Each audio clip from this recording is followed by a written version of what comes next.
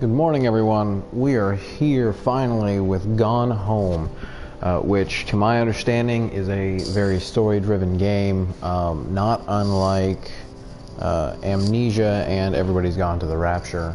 Granted, I have not played Amnesia, but I have played Everybody's Gone to the Rapture, and absolutely loved it. It is one of my favorite games, despite the fact that, you know, it's just a story. It's like a Telltale game, except much more interactive, and less cutscenes, less quick time. In fact, no quick time, if I remember correctly. So I have not played this. I have watched very, very little on this, so I'm not entirely sure exactly what's what I have to do. I have looked through the trophy list, however, and it doesn't seem that hard. Everything I've looked at says it shouldn't take more than, a few hours or a little bit more, depending on if anything glitches. So, to start, I am just going to complete the game. That is it. Now, normally when I complete a game, I have to go through the whole thing. Well, there is another trophy that I'm going to try and do in a little while, where I have to complete the game in less than a minute. And there's a really, really good way for that, but I have heard that it is a little buggy and may not always pop. So that's how I'm going to complete the game the first time, because I'm going to go through and go through the whole story eventually anyway. So let's jump in, and I'm going to go to options, and I'm going to check everything real quick. I'm going to adjust the brightness all the way up, and the reason I'm doing that is because there's some of these where turning on lights slows you down, because you have to go into a room, turn around, turn on a light, and that's precious seconds. So for crouch, I'm going to change that, or I'm going to keep that at toggle. No, I'm going to change it to hold, and I'm going to move the look sensitivity up just a little bit. So, and I'm going to invert the look as well, because that's how I play. So as far as the sound, I'm going to turn this down just a smidge. I know on Gems of War, when I was playing, someone had mentioned that the sound was too loud. So as far as gameplay options, nothing really there.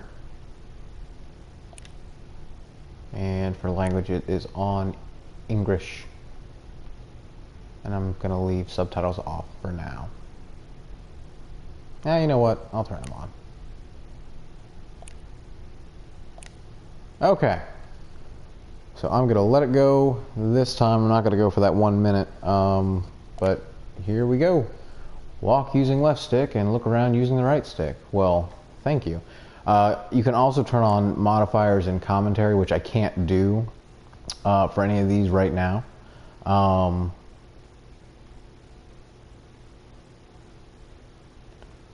So, because if I do, it will void some of the trophies. So,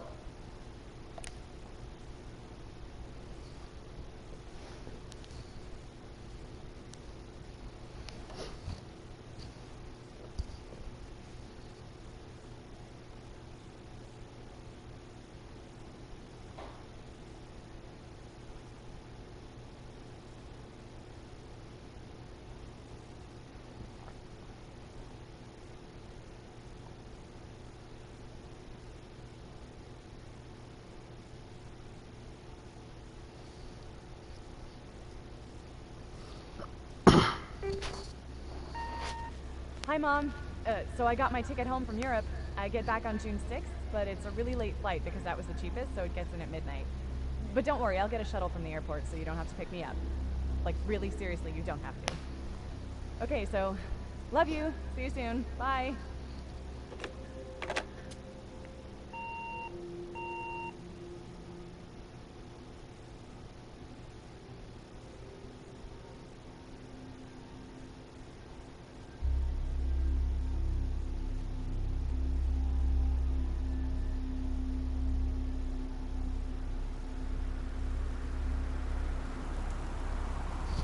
Alright, so we are controlling, I believe her name is Katie.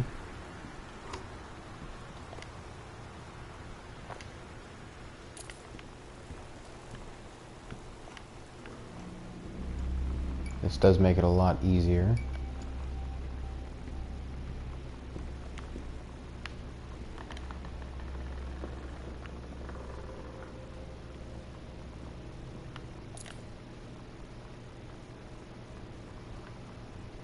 The sunset light in this house is the saddest thing I've ever seen. So, that's weird. I just want to sleep. When I'm in the attic, it almost feels like Lonnie could still be here. But she's just downstairs. I'm just waiting to hear her pull down the hatch and come running up. This right here is Sam's room. Maybe I'll go up to the attic and wait. There's the attic.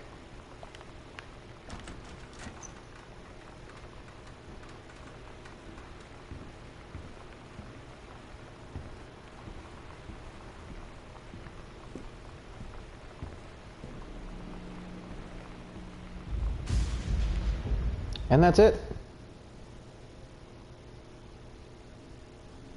Katie, I'm so sorry that I can't be there to see you in person. That I can't tell you all this myself. But I hope as you read this journal and you think back, that you'll understand why I had to do what I did. And that you won't be sad, and you won't hate me. And you'll just know that I am where I need to be. I love you so much, Katie. I'll see you again, someday. Love, Sam.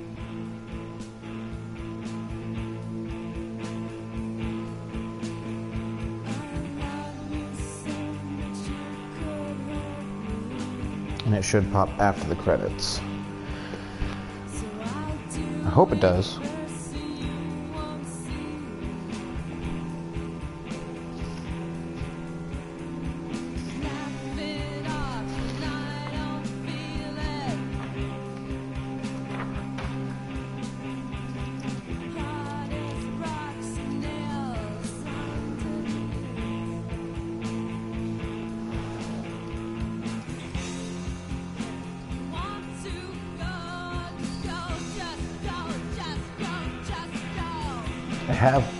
I have also heard that skipping the credits may hinder some trophies from popping. So I know I'm not going to get the less than a minute because I spent probably about a minute looking at that satanic ritual whatever thing with the candles in the whole basement-ish secret room area. So whatever. So the next thing I'm going to be doing is trying to find all 23 of Sam's journal entries.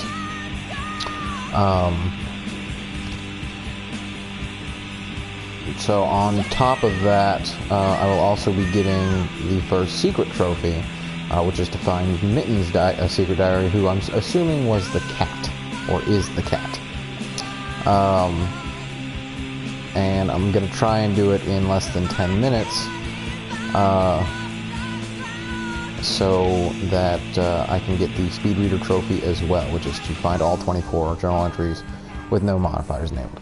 Now, from what I've seen, I can pause with the options button all I want.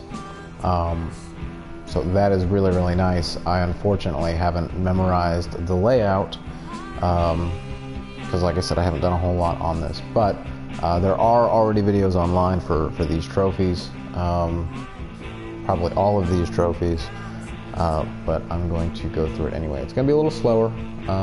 It's going to take more than 10 minutes, technically, but it is what it is.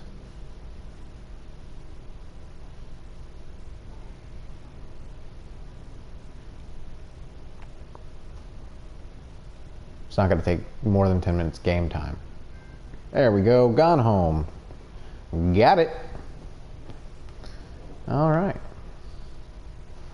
So, I'm I'm going to start up this video. I don't know if you can hear it.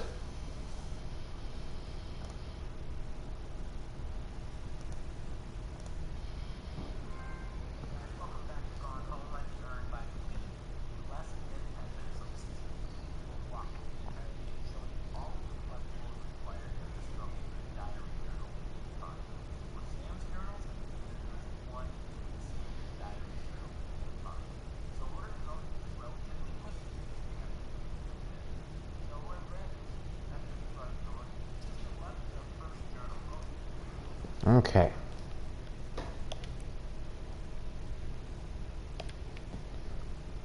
So this time I am going to skip that short opening cutscene. This is the reason why I put the crouch mode to toggle, or to hold rather.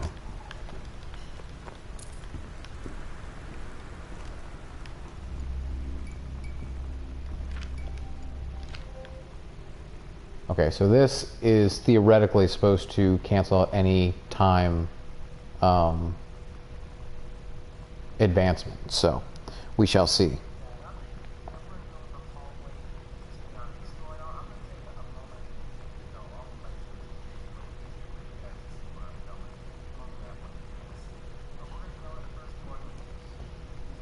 Dear Katie, so much has changed, even just since you've been away. We moved into this house. I'm in a new school. That is number 2.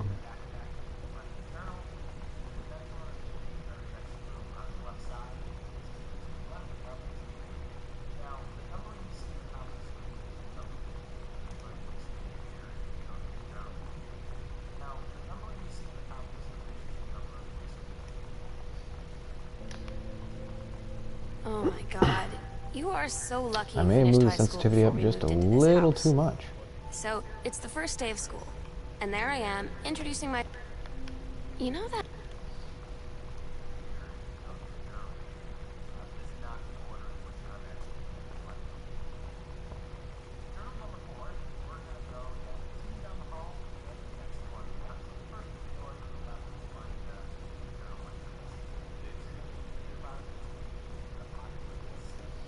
Okay. that feeling. So the where next first one, moment you see someone, I'm it's for whatever like reason they have having a a big real gold difficult star time with around this. them, and you have to get to know them. Well, there's this girl. I think she's a senior. Reverse look. She's usually dressed kind of punk, but sometimes I see her. Ooh, I When don't you live in know. one place your whole life, I don't know if that would have counted if I hadn't done that.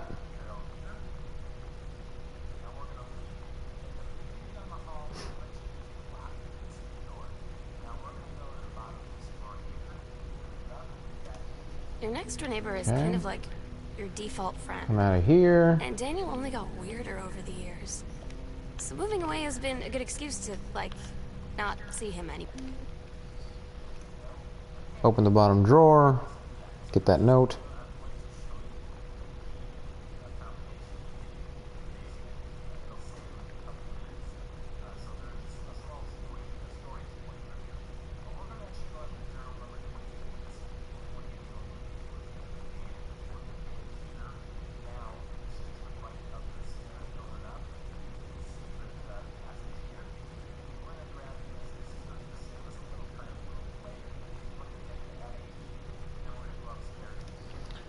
Alright, so now we're going So you know back what they to say grab the about the attic best key. laid plans of mice and men. Yeah, Apparently, turns out it applies to Street Fighter it, too.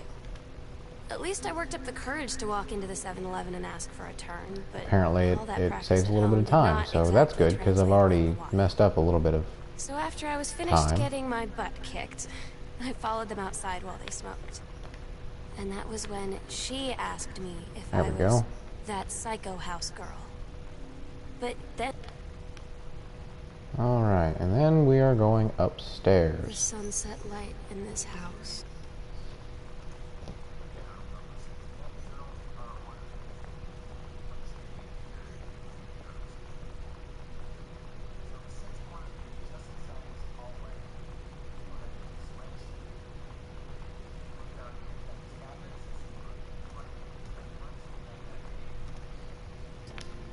is the saddest thing I've ever Up seen. the stairs, through the doorway, I to just the want to right, sleep. down here, When I'm in the attic, it almost... grab the tape, throw it down.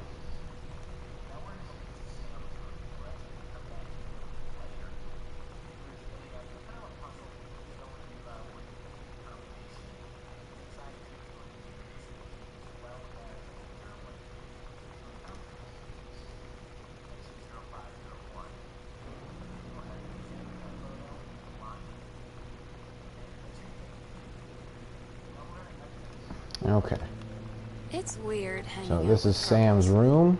Daniel was around ever since I was little. The and code for with the this girls, I don't know. is 0501. Being around Lonnie is like Alright, instant.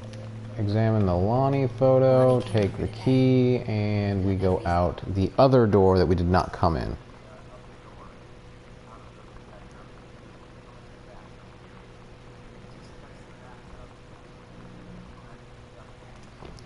Thing was Alright, we exit different. Sam's room, we go into the bathroom, and we sitting check at this out chair.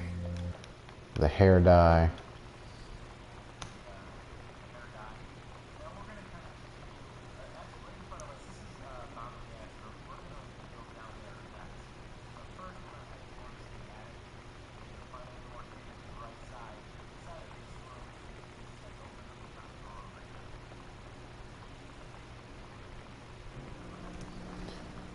Lonnie brought her hair Alright, dye so over we today. leave the bathroom. She said, I need to fix We these are, rings so this that is you the could parents' help. room, we're going to come back to Dyeing that. hair is weirdly intimate.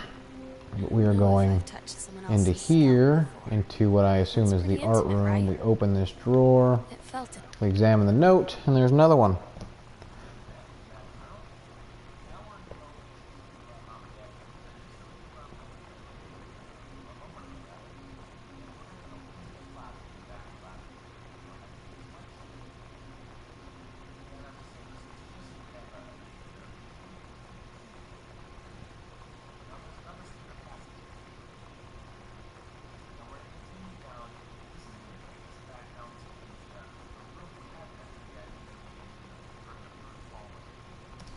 Okay. Excuse me. So there's a lot going on here. Sometimes you just have to lie We to mom and leave, dad. we go back. Like when Lonnie asked me to to the see a band parents' with room. her and stay over at her friend's place in the city after. That's Come a over lie to the mom and closet. dad's situation. But it was so worth it. The girls on stage And were we just open so another door. loud and real and awesome. And And we everybody go was down, we moving go together down, we like go one down. huge tide of sound. Between two songs, Lonnie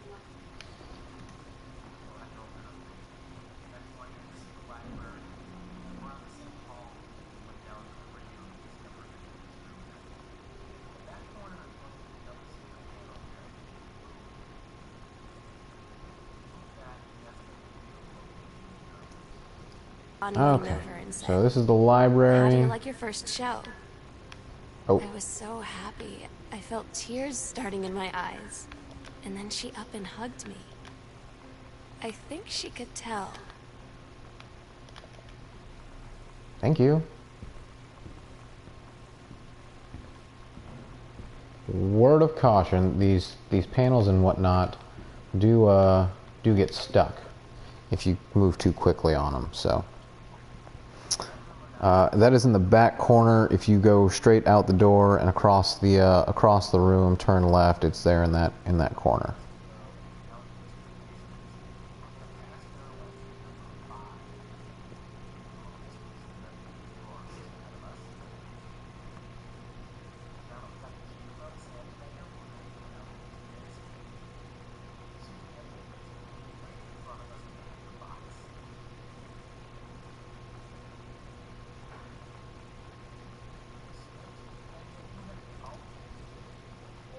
Okay.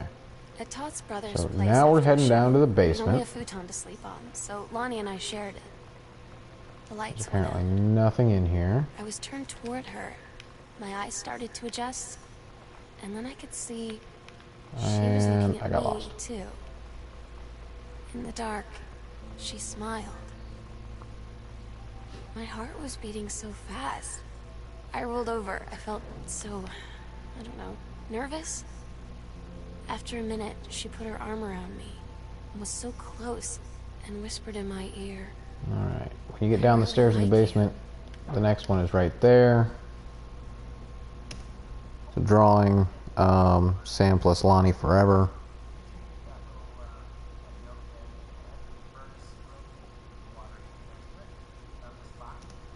Next one is really close. It's different now. Come over towards these chairs. We still hang and the out all box the time labeled like Katie. before. Look at the furnace. Turn left. It's no over one here on else this is box around. right beside what I assume to be some kind of credenza or sofa table.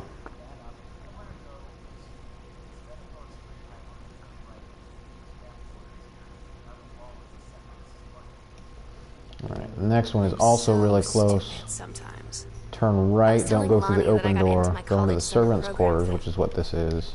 Examine that scrap, which is apparently a set list.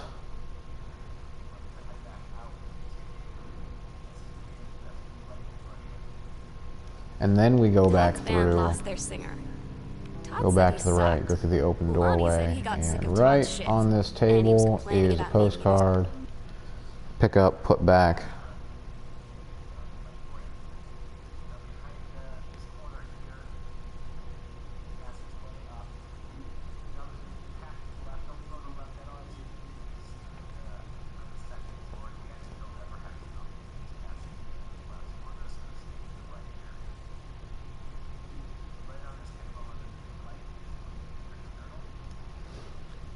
All I right. tell you to stick with the group on field So trips, Katie. behind this There's a reason for that. bookcase, sneakily Lonnie and I enough, is snuck another off on the side doorway. paths at Multnomah Falls and got a little lost.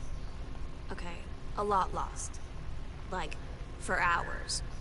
You're kind of going to come out here and go right. You do not need to go left. Running down the path, And soaked. there's the letter and the next journal entry.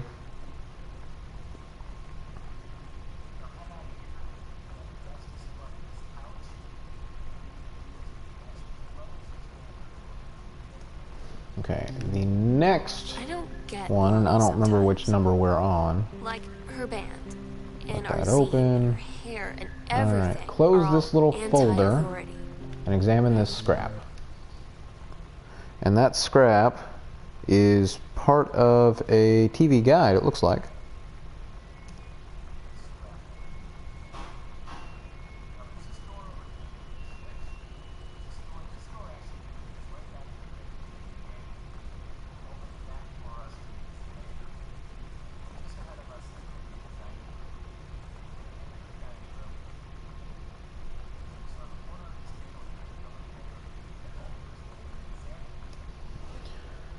Alright, so Katie, you know how Mom and this Dad door are. right here, we're opening for Not later. That exactly leads us back out to the Super foyer. open-minded.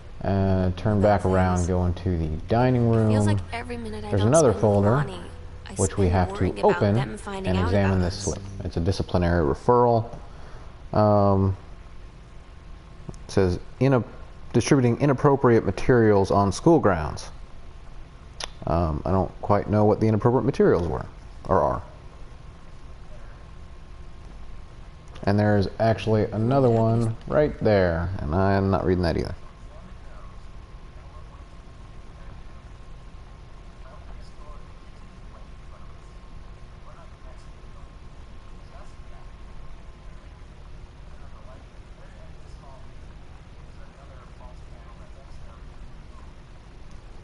Alright, so we're going to go out the other door.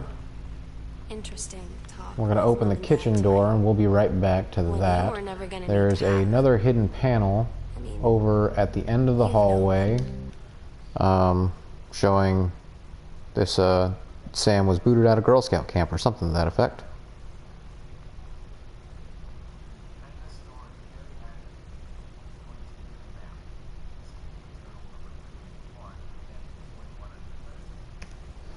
Okay, Lonnie so and her we going go away into this show tiny your little band hallway, we go into She's the so incredible on laundry stage. room, and then immediately out She was into singing. the greenhouse. practically forget. And over on the far end near the door out there is a map. And it actually shows a secret door. And it says, "Where we'll do it." So I don't know exactly what they mean by do it. I'm pretty sure that is where the attic key was, and that's where that satanic ritual was set up, so that could be what it means. So that is apparently the 21st journal, and I don't know if that is as it shows up in the journal entries, or if that is the 21st period. So, but regardless, we are walking back to the kitchen now. It worked for a while. We had a good time seeing Oscar off. Then ran up to the attic to look through our photos, to find one for Lonnie to take with her. And there is the story right here. Daniel.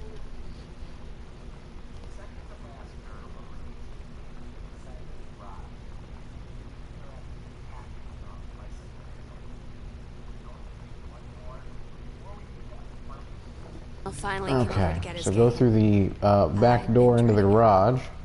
But he brought this I story will with him grab that one later. You have to interact with this hat on the bicycle. Okay, and then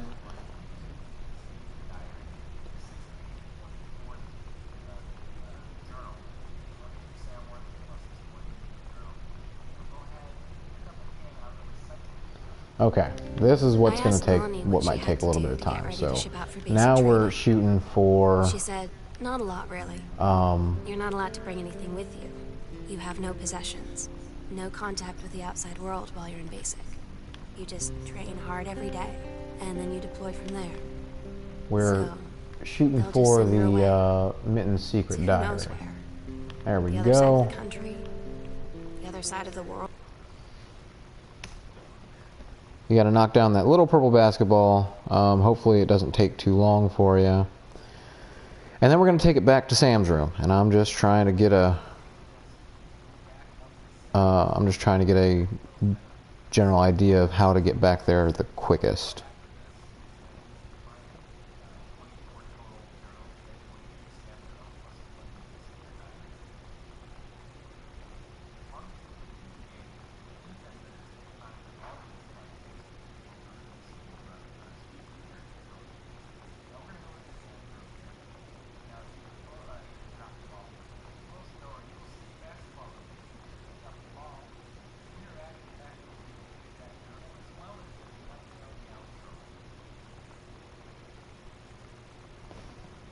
Okay.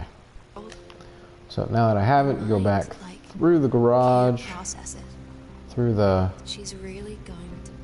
You know what? I gotta check something real quick.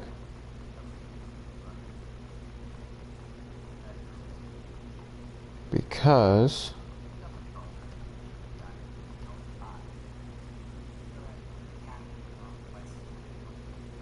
Okay. So if I don't get one of the trophies, the Sam's Journal trophy, then I'll know what I missed. And I'll know what this guy theoretically missed. I'm not going to worry about that right now. We're going to go up the stairs. Gotta go back into Sam's room. Gonna drop the ball. Gonna pick the ball back up. We're gonna dunk it. And there is the meow meow meow, which is the secret trophy for Mitten's secret journal. And I think all we gotta do is go to the attic.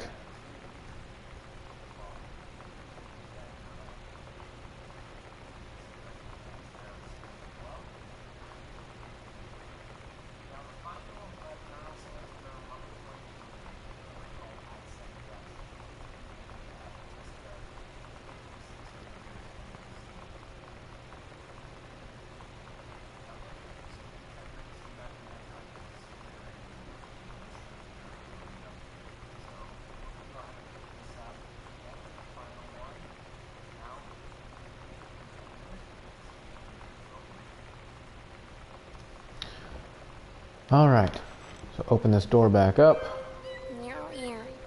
We're gonna go over here. There's the attic.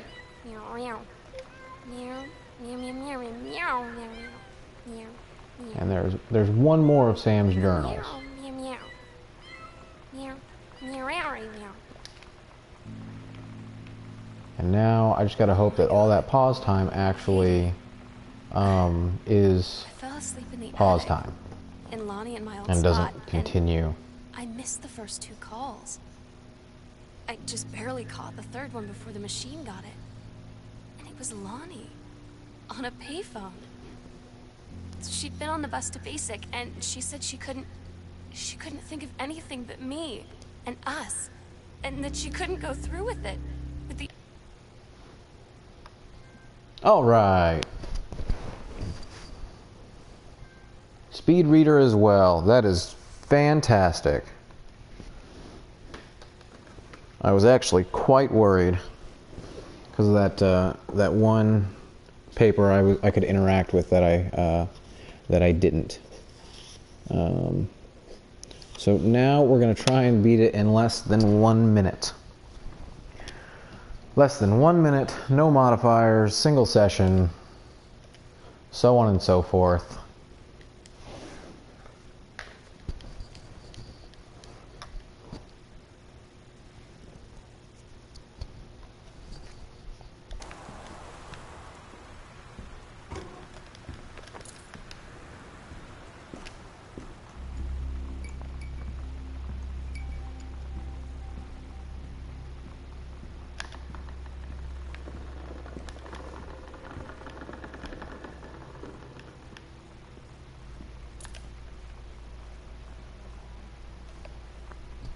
The sunset light in this house is the saddest thing I've ever seen.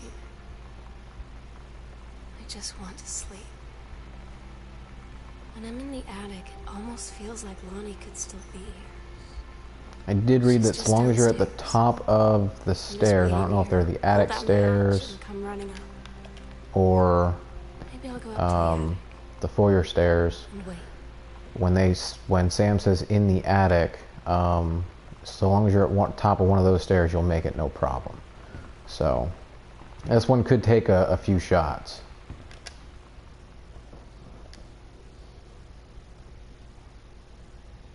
Katie, I'm so sorry that I can't be there to see you in person. That I can't tell you all.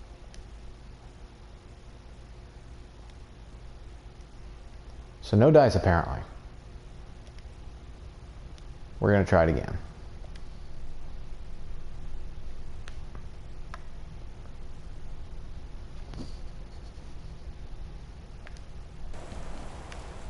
So I started at 33:25. So I have to be done by 34:25 in order for this to work.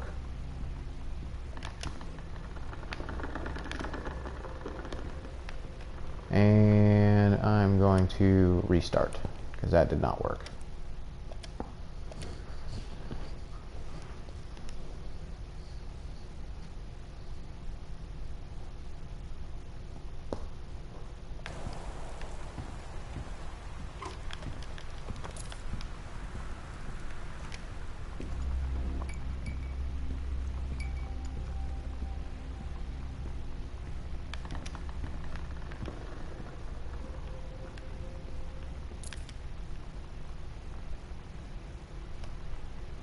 The sunset light in this house is the saddest thing I've ever seen. I just want to sleep. When I'm in the attic, it almost feels like Lonnie could still be here. She's just downstairs. I'm just waiting to hear her pull down the hatch and come running up. Maybe I'll go up to the attic and wait.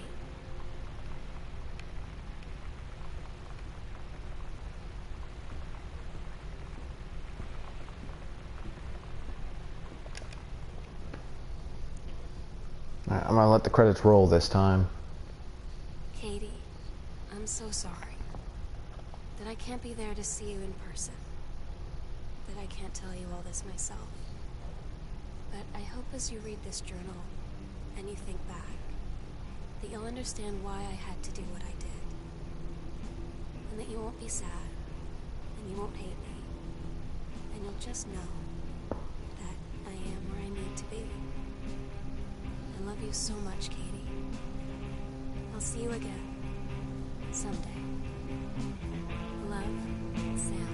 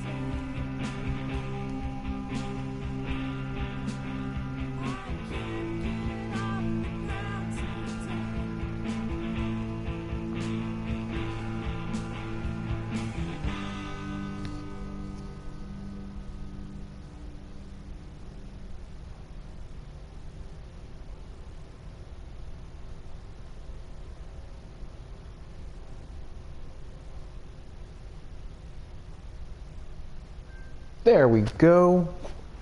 That was not nearly as difficult as I thought it was going to be. The first time, I think what happened was having to wait on that. What's it called? Having to wait on the secret door to open caused a little bit of issues. I think I had to double tap a couple times. Leaving where you get the attic key, I kind of rubbed up against that small little section of wall on the turn. So, and I tried going forward too quickly, so I got held up on that corner, and then going up into the attic, I turned too soon, and while I was still trying to go left to continue up the stairs, I was probably a little too far forward, or tried to go forward too soon and ran into those boxes. So that takes care of 1, 2, 3, 4, 5 of the 10 trophies, and the next ones should be super easy. There should not be any problem whatsoever. The next one I'm doing is called Behind the Scenes. I have to activate all commentary nodes with the developer commentary modifier enabled. So I'm going to start a new game and go to yes. I need to check these off so I don't forget. And my cats are acting weird. Okay. So there is no time limit on this, which is great, and I intend to actually let these play out. And I'm actually going to turn my volume up just a little bit so I can hear them too.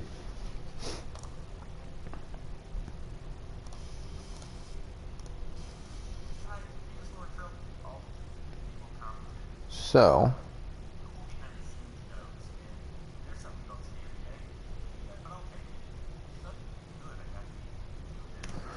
So in the video, I'm using as a guide for this, which is this guy is fantastic. The only problem is he doesn't have his brightness turned up, so you can't see anything unless he turns on the lights, and that's very, very frustrating. So in order to do this, you have to go to modifiers and commentary, and you need to enable commentary.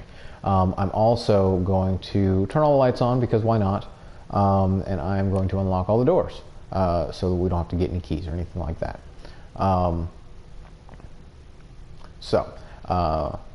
That just makes it easier. They don't, or rather shouldn't, hinder this trophy whatsoever because we already have modifiers on. And we're going to start. So what happened with the guy in the video is as soon as it loaded up, he got the intuitive trophy, which is to guess the combination to Oscar's safe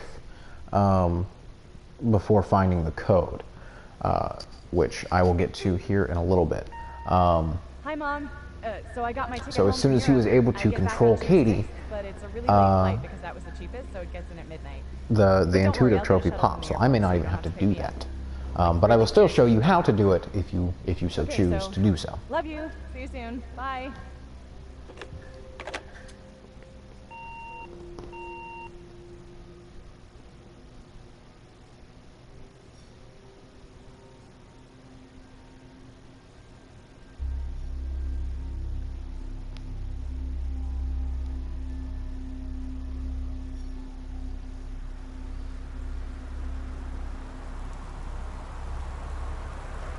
And it didn't pop for me, but that's fine. So, like I said, because there is no time limit on this, I'm not going to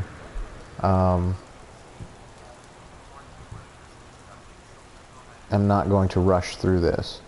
I'm going to find all, and I am actually going to listen to them because I do enjoy this kind of stuff. So there's one right here by the Christmas duck. So Christmas duck is a fan favorite. He's kind of a mascot, I guess, and I think that's partly because it's a weird concept, Christmas duck, and partly because it's like the first unique thing that you encounter in the game. It's kind of personified as a little character, but the thing is, Christmas duck was not planned. When we were starting the project, we didn't have a 3D modeler because Kate came on a couple months after we started, and we needed a bunch of 3D models. And so I was just going through the Unity asset store. So I was going through the list and saw this Christmas duck, and I was like, "What is that?" Okay, and I grabbed it and we used it as like a test object just to set up the system where you can grab stuff and carry it around. And then I ended up saying, "All right, we got this Christmas duck, I'll hide the key under it."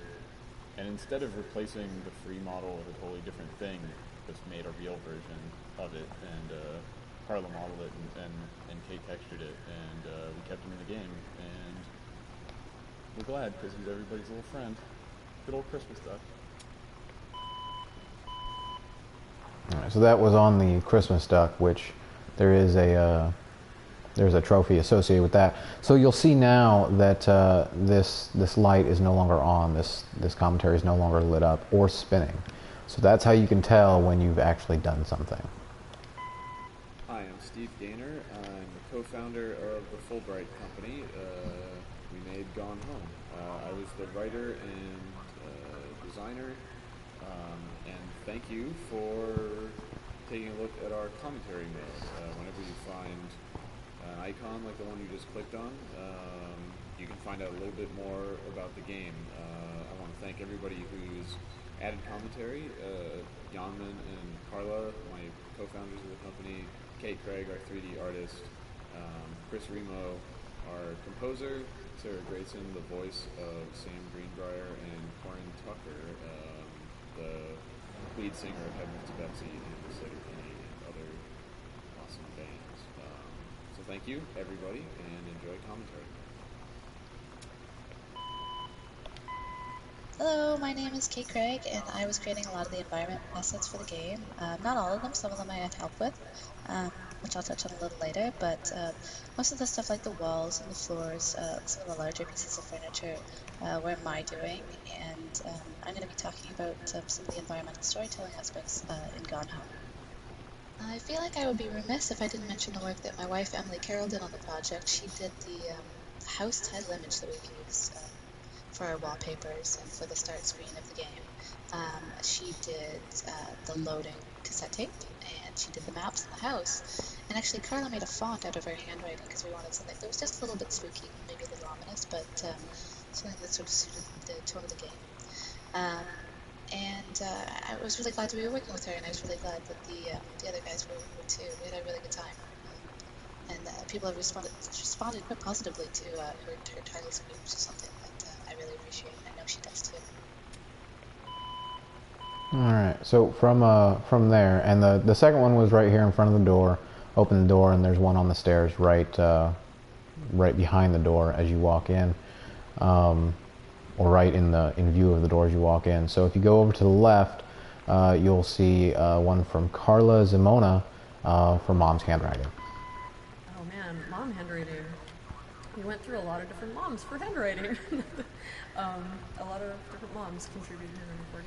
At first, let's see, what did we do first? I think I just did it and it wasn't great.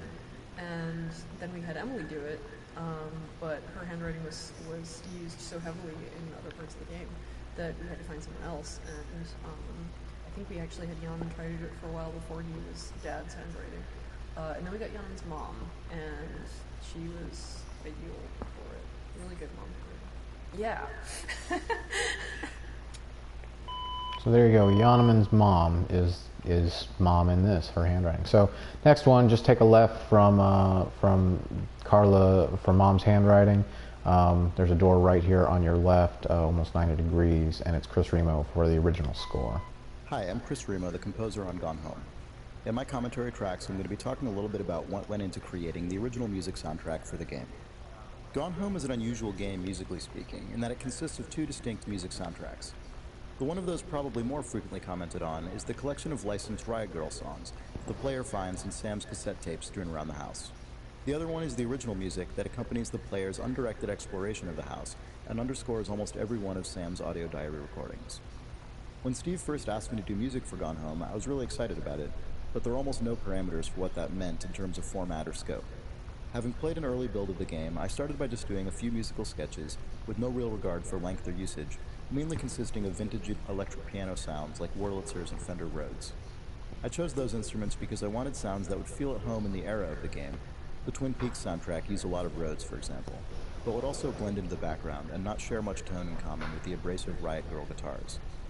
Some of the instrumentation and ideas changed from those first sketches, but they also contained one of the main themes that ended up accompanying Sam's arc throughout the final game. Alright, I have heard that all of Chris Remo's commentary sounds like he's reading off a script and is very uncomfortable, and if it's anything like that, I can see it. So this is on combinations. This is where you find the first half of Sam's Locker, or I guess it's actually the second half of Sam's Locker combo as far as what the piece of paper is. But at first, the locker combination sheet was torn into three pieces. So you had one digit on each of them, and it was actually right before we sent out our IGF build to the judges. It was the night before, and Carla came down to the basement, and she was like, at 3 o'clock in the morning last night, I woke up in bed just being like, oh, we can't have it in three pieces, that's way too gamey. Well, that's bad, we have to fix that. And I forgot about that. And you were absolutely right. And you've had a couple of those being woken up by us making a bad decision kind of moments over the course of development, and they were always important changes that needed to be made. Alright, so from Chris Remo's first commentary on the original score, you take out that panel you saw me take out, and then right over to the left of both of those is a door. It's the closet, and it's Corin Tucker from Heavens to Betsy. Hi, this is Corin Tucker from Heavens to Betsy. And Heavens to Betsy was a band that formed in 1991, actually. And I actually got the idea for joining a band when I moved to Olympia, Washington, and became a fan of the music scene there. And it seemed like everyone was in a band. So I decided I was going to start a band too. But I didn't actually start the band until I went home after the first year of college. I went back to Eugene, Oregon, and my high school friend Tracy Sawyer and I started playing music together, and that was the beginning of Heavens to Betsy. So I had told, with my big mouth, I had told all my friends that I was going to start a band. And the summer of, I think it was 1991, my friend Michelle Noel booked the International Pop Underground in Olympia, Washington. And she helped organize a night at the convention called Girl Night. And it was all women musicians. So she called me and said, hey, let's get you on stage with that, you want to play the show that I'm organizing. This totally new band that had never performed before, we had never performed ever any kind of music, got invited to play this big show at the Capitol Theater in Olympia in front of all of our musical heroes, right? Everyone from K Records, all of Fugazi was there, all of Bikini Kill was there, this music that I was a huge fan of suddenly.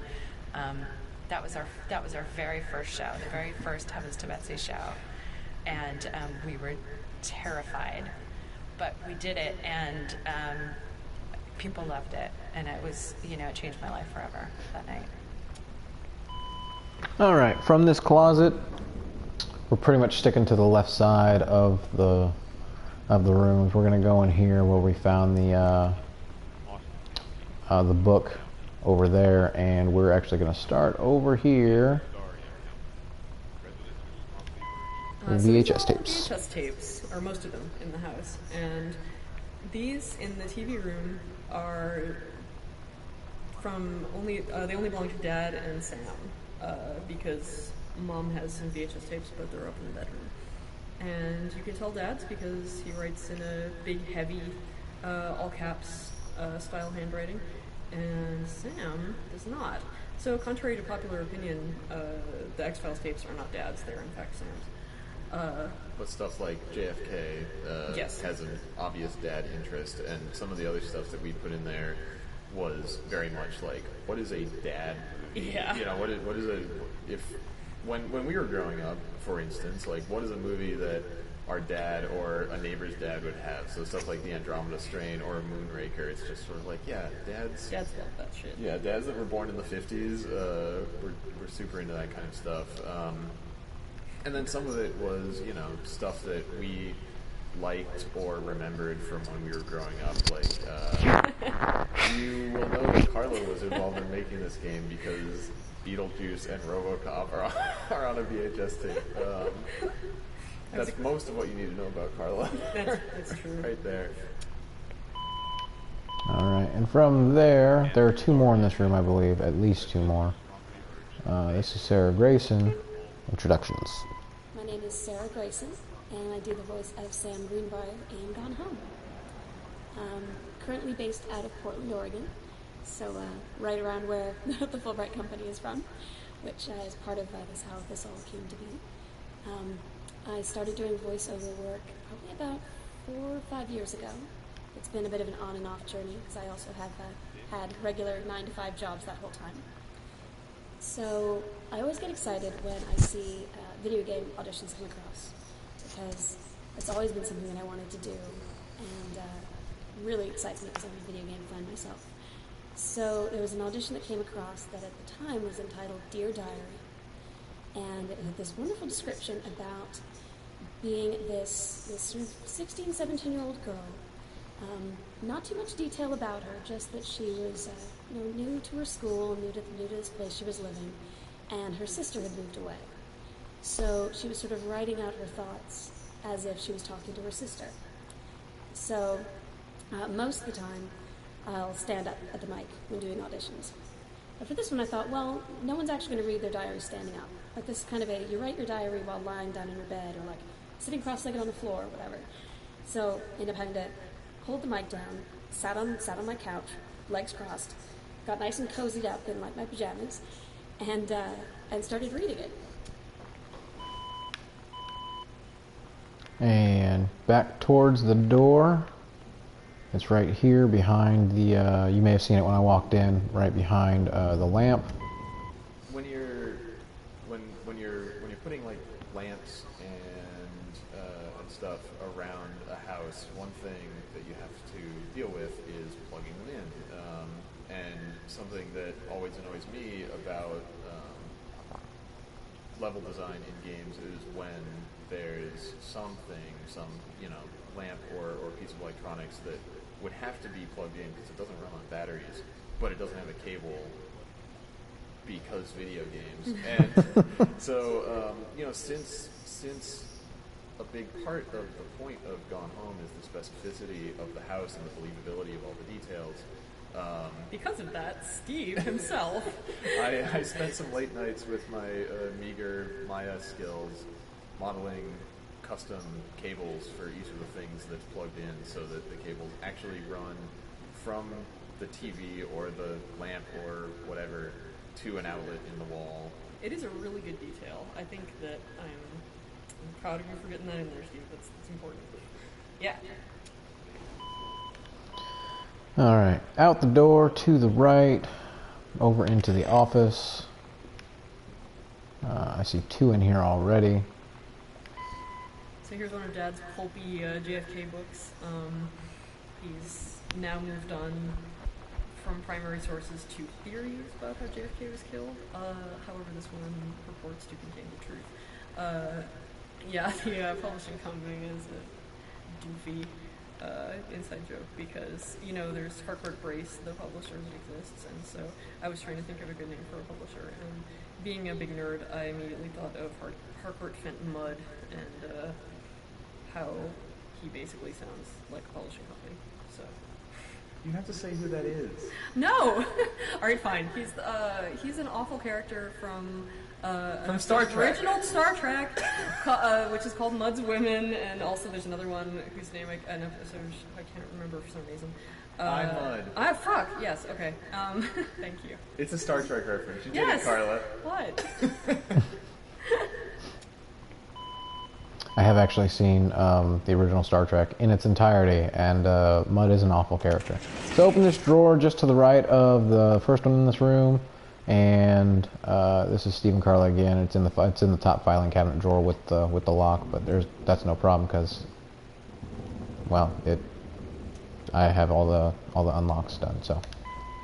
One of our favorite movies is The Apartment, which was directed by Billy Wilder, and it starred Shirley MacLaine and Jack Lemmon, and it's from 1960, and it's basically what Mad Men is, except actually from that time. Yeah. It's super good, and there's this weird, kind of humorous vocal tick that some of the executives in the movie have, where they will refer to something like, they'll say we're doing quite well dividends wise or something, and Shirley MacLaine's character is named, her last name is Kubelik, and one of the executives at different times says something like, so how are you getting along Kubelik wise?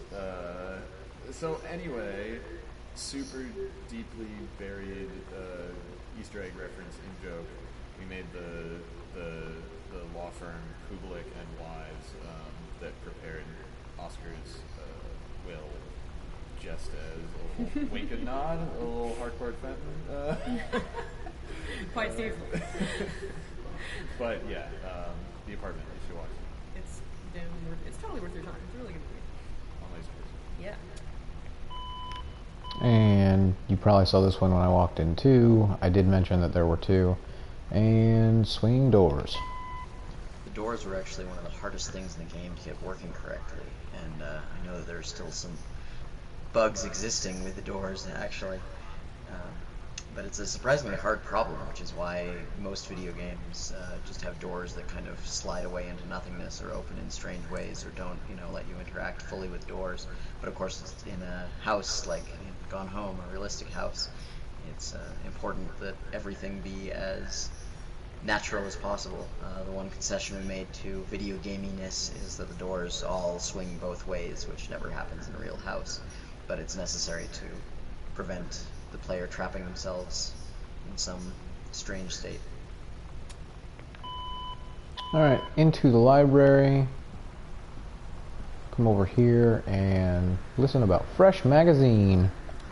Right against the We window. have Fresh Magazine, which is a synthesis and pastiche of Sassy Magazine, which if you haven't looked at it, or if it wasn't, something that you cared about in the early 90s, it was very feminist and, strongly individualist and actually gave good advice.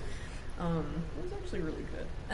Anyway, so yeah, this is the type treatment. The super grungy type treatment is totally indicative. That's how it used to be. Oh yeah, and amusingly, of course, our cover model is Rachel, Steve's wife. I had to make her put on this awful light pink lipstick and do the 90s-ist stuff imaginable. And she did it. Was your idea to put a braid in the front of her bang? Yes. Yeah, it seems like... Congratulations. Oh, thanks. Alright, turn around, go into this back corner where that panel was when we were rushing through for the diaries. Inside of this file folder, you find the first combination code in the game. This code goes to Dad's lock filing cabinet, and it's 0451, which is a bit of a tradition / in-joke amongst. It's not really an in-joke. It's just an internal reference amongst this lineage of games that hark back to immersive sims that are kind of first-person exploration games that started with Ultima Underworld and System Shock, and 451 was the first key code in System Shock, and then it was also the first key code in System Shock 2 and Deus Ex and Bioshock and most recently Dishonored.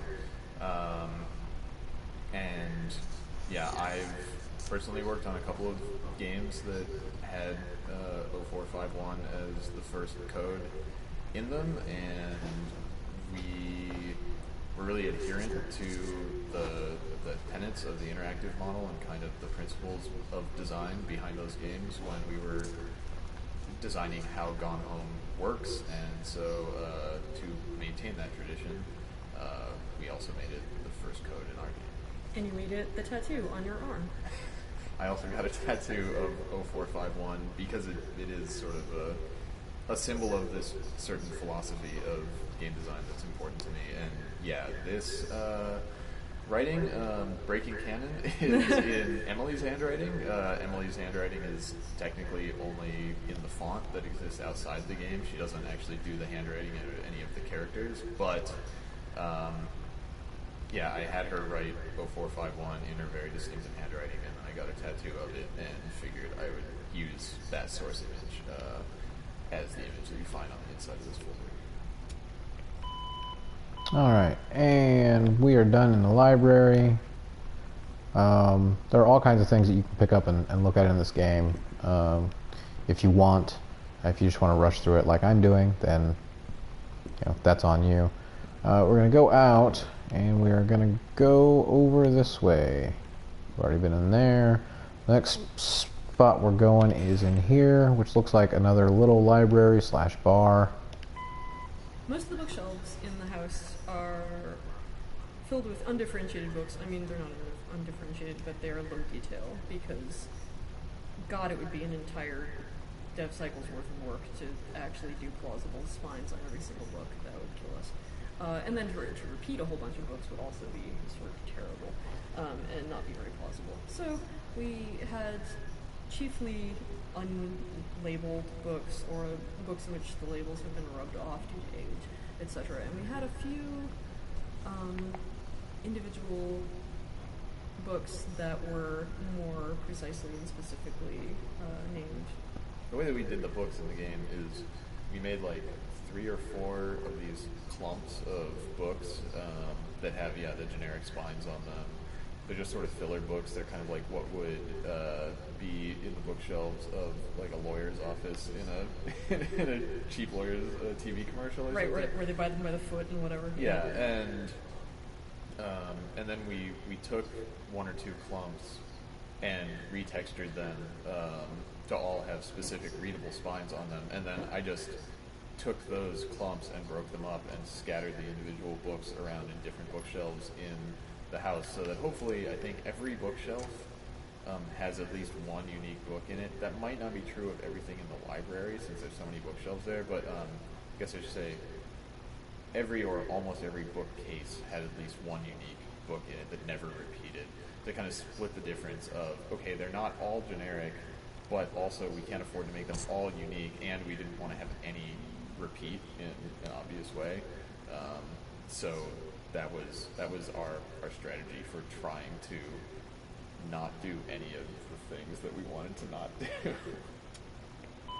Alright, from unique books, you step to the right, and you can see another one spinning right here in front of the lamp. Sam's story slash school assignment called The Menstrual Cycle, a novella, is kind of a fan favorite. We've found like a lot of people have enjoyed it a lot, and it's one of those weird things where it wasn't planned. Like it was, I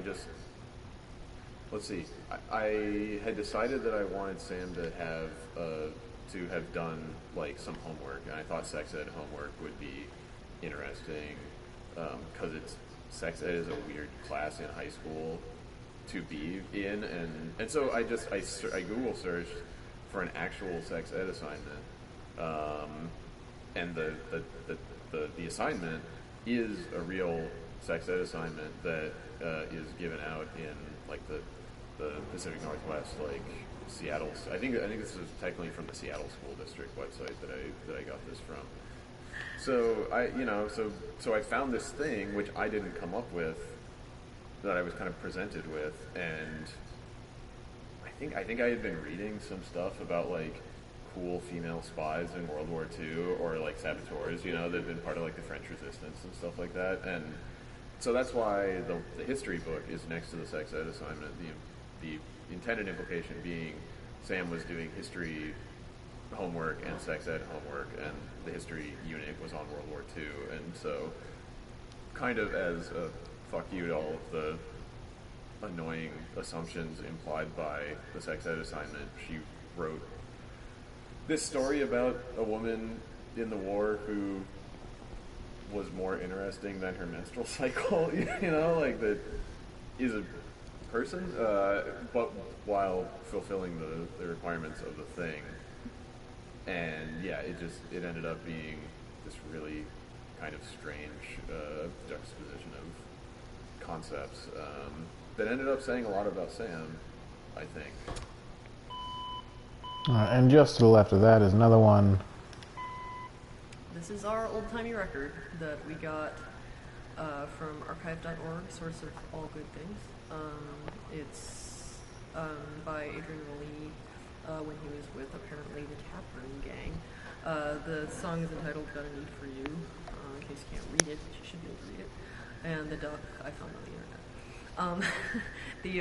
Adrian Rollini I got into him when I was on Bioshock 2 and helping source the soundtrack for that. And I did a lot of listening to 40s big band stuff, and Adrian Rollini was one of the ones that I really liked, and so it was cool to be able to revisit that. Alright, now we go out of this room, head over to the left, and another Sarah Grayson. I feel like one of the best bits of advice was actually from the Fulbright team before going in to do the first recording. And it was a suggestion that I should watch some episodes of My So-Called Life, which was great because I'd watched them all when they were actually on. It was one of my most favorite shows. My sister and I would sit down and watch every week. And so going back and watching them was definitely not a hard chore to have to do. So I basically went through all of the episodes I could find online in a couple of days. So it was a bit of a sudden binge watch of My So-Called Life, but it was great because I think watching My So-Called Life was a nice reminder of what a more natural presentation of a teenager is. So it was really, I don't know that it would have gone as well had I not done that. And through the door, heading down to the basement. Down to the basement. And one right over here by the light. Composing the ambient exploration tracks definitely ended up being the weirdest part of creating music for Gone Home. The audio diaries tended to take precedence since they had such clear criteria for completion, so the ambient tracks were the last things I did. I spent so long immersed in the logs, which were very specifically timed, that to suddenly shift gears to creating these slow, standalone 5-minute pieces was surprisingly difficult.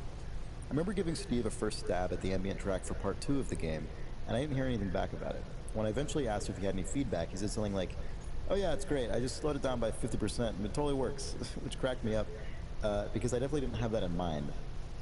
But that's one of the great things about collaborative work, so I just went with it. I ended up doing a number of further revisions where I'd alter elements of the original version, specifically to affect how the 50% slowed version would sound. It was definitely a new experience for me, writing bits of music and trying to imagine how they would sound after it's been considerably distorted. It got weirder though. The ambient track for part 1 ended up being a backwards version of the slowed down part 2 track. And again, there were elements that sounded good at 50% slow forwards, but not at 50% slow backwards.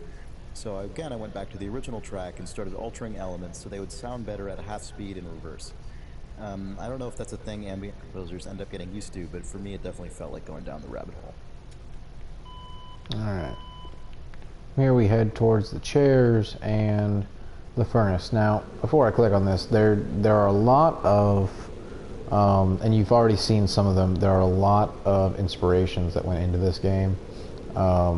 You know, they've mentioned 0451, which runs rampant through games, especially if you need a code or a passcode or a lock code or whatever it is. But they also drew stuff from movies and music, and this is actually one of my favorites that I already know about.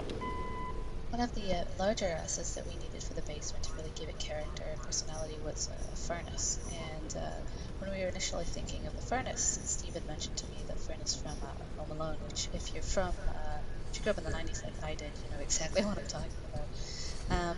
So I did a lot of research and looked up stuff that could kind of evoke a similar feeling, and we finally settled upon octopus furnaces, which are like, they're thematically and time-wise very appropriate.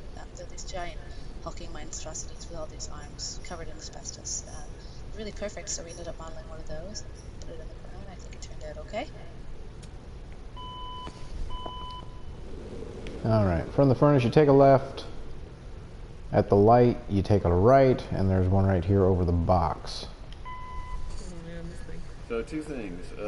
One, Mom's Canadian. Yay! 2, Mom didn't start out Canadian. The reason that Mom is Canadian is because Kate Craig and Emily Carroll are Canadian, and early on in the development of the game, Emily did Mom's handwriting.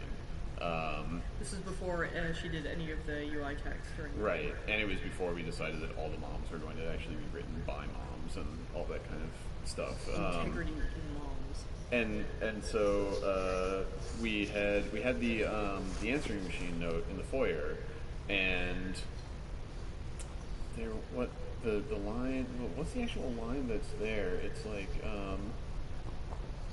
neighborhood. Right, yeah. So the line on the thing is like, Daniel from the old neighborhood called, calling back.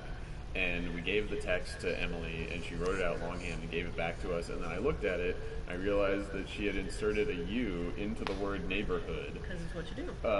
Because of being Canadian. And so, to fix that bug, instead of removing the U, I said, bug fixed, Mom is now Canadian. Into the servants' quarters, a direct right from Canadian Mom, and right over here under the sink, or beside the sink rather, is Katie Intervention. So there's this little scrap of paper that's hidden under this bedside table, and you start to read it, and then Katie makes you stop reading it. And it was this thing where it's an exception to the interactive expectations that you have. Like, it's one place, I guess the one place where we really impinge on your ability as a player to do what you want. And Katie intervenes, basically, and it was something that I thought was an interesting little one-off way of emphasizing the difference between the player and the character that they're playing as. And to you as a player, the note's just a note, but a reminder that, like, Sam is Katie's sister, and Katie wouldn't want to read this thing, and she's not going to keep doing it, even if you want her to. And turn around right next to the set list, another Corin Tucker one. You know, there was kind of this intellectual, cross-cultural pen pal thing that happened before the internet. You know, we used to write letters back and forth to each other about our ideas and about how we wanted to change things. And so a bunch of these women that I mentioned came up with this idea of Riot Girl, of being a punk rocker that was also in your face feminist.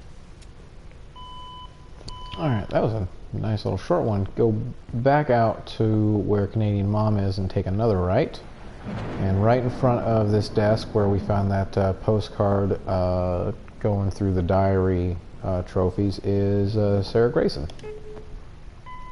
There's a little bit of concern on my part before any of this got started that you never know how much liberty you're going to be given and how much over direction you're going to get, because somebody hears it like a specific way, and if you deviate from that at all, you're just going to keep doing the line over and over and over again, like 50 times until it's right. So I really wasn't sure what to expect, but even on the first day getting in there and being able to go through a few of the lines and just give them what came to mind, and seeing how closely I think everyone was on the page about it.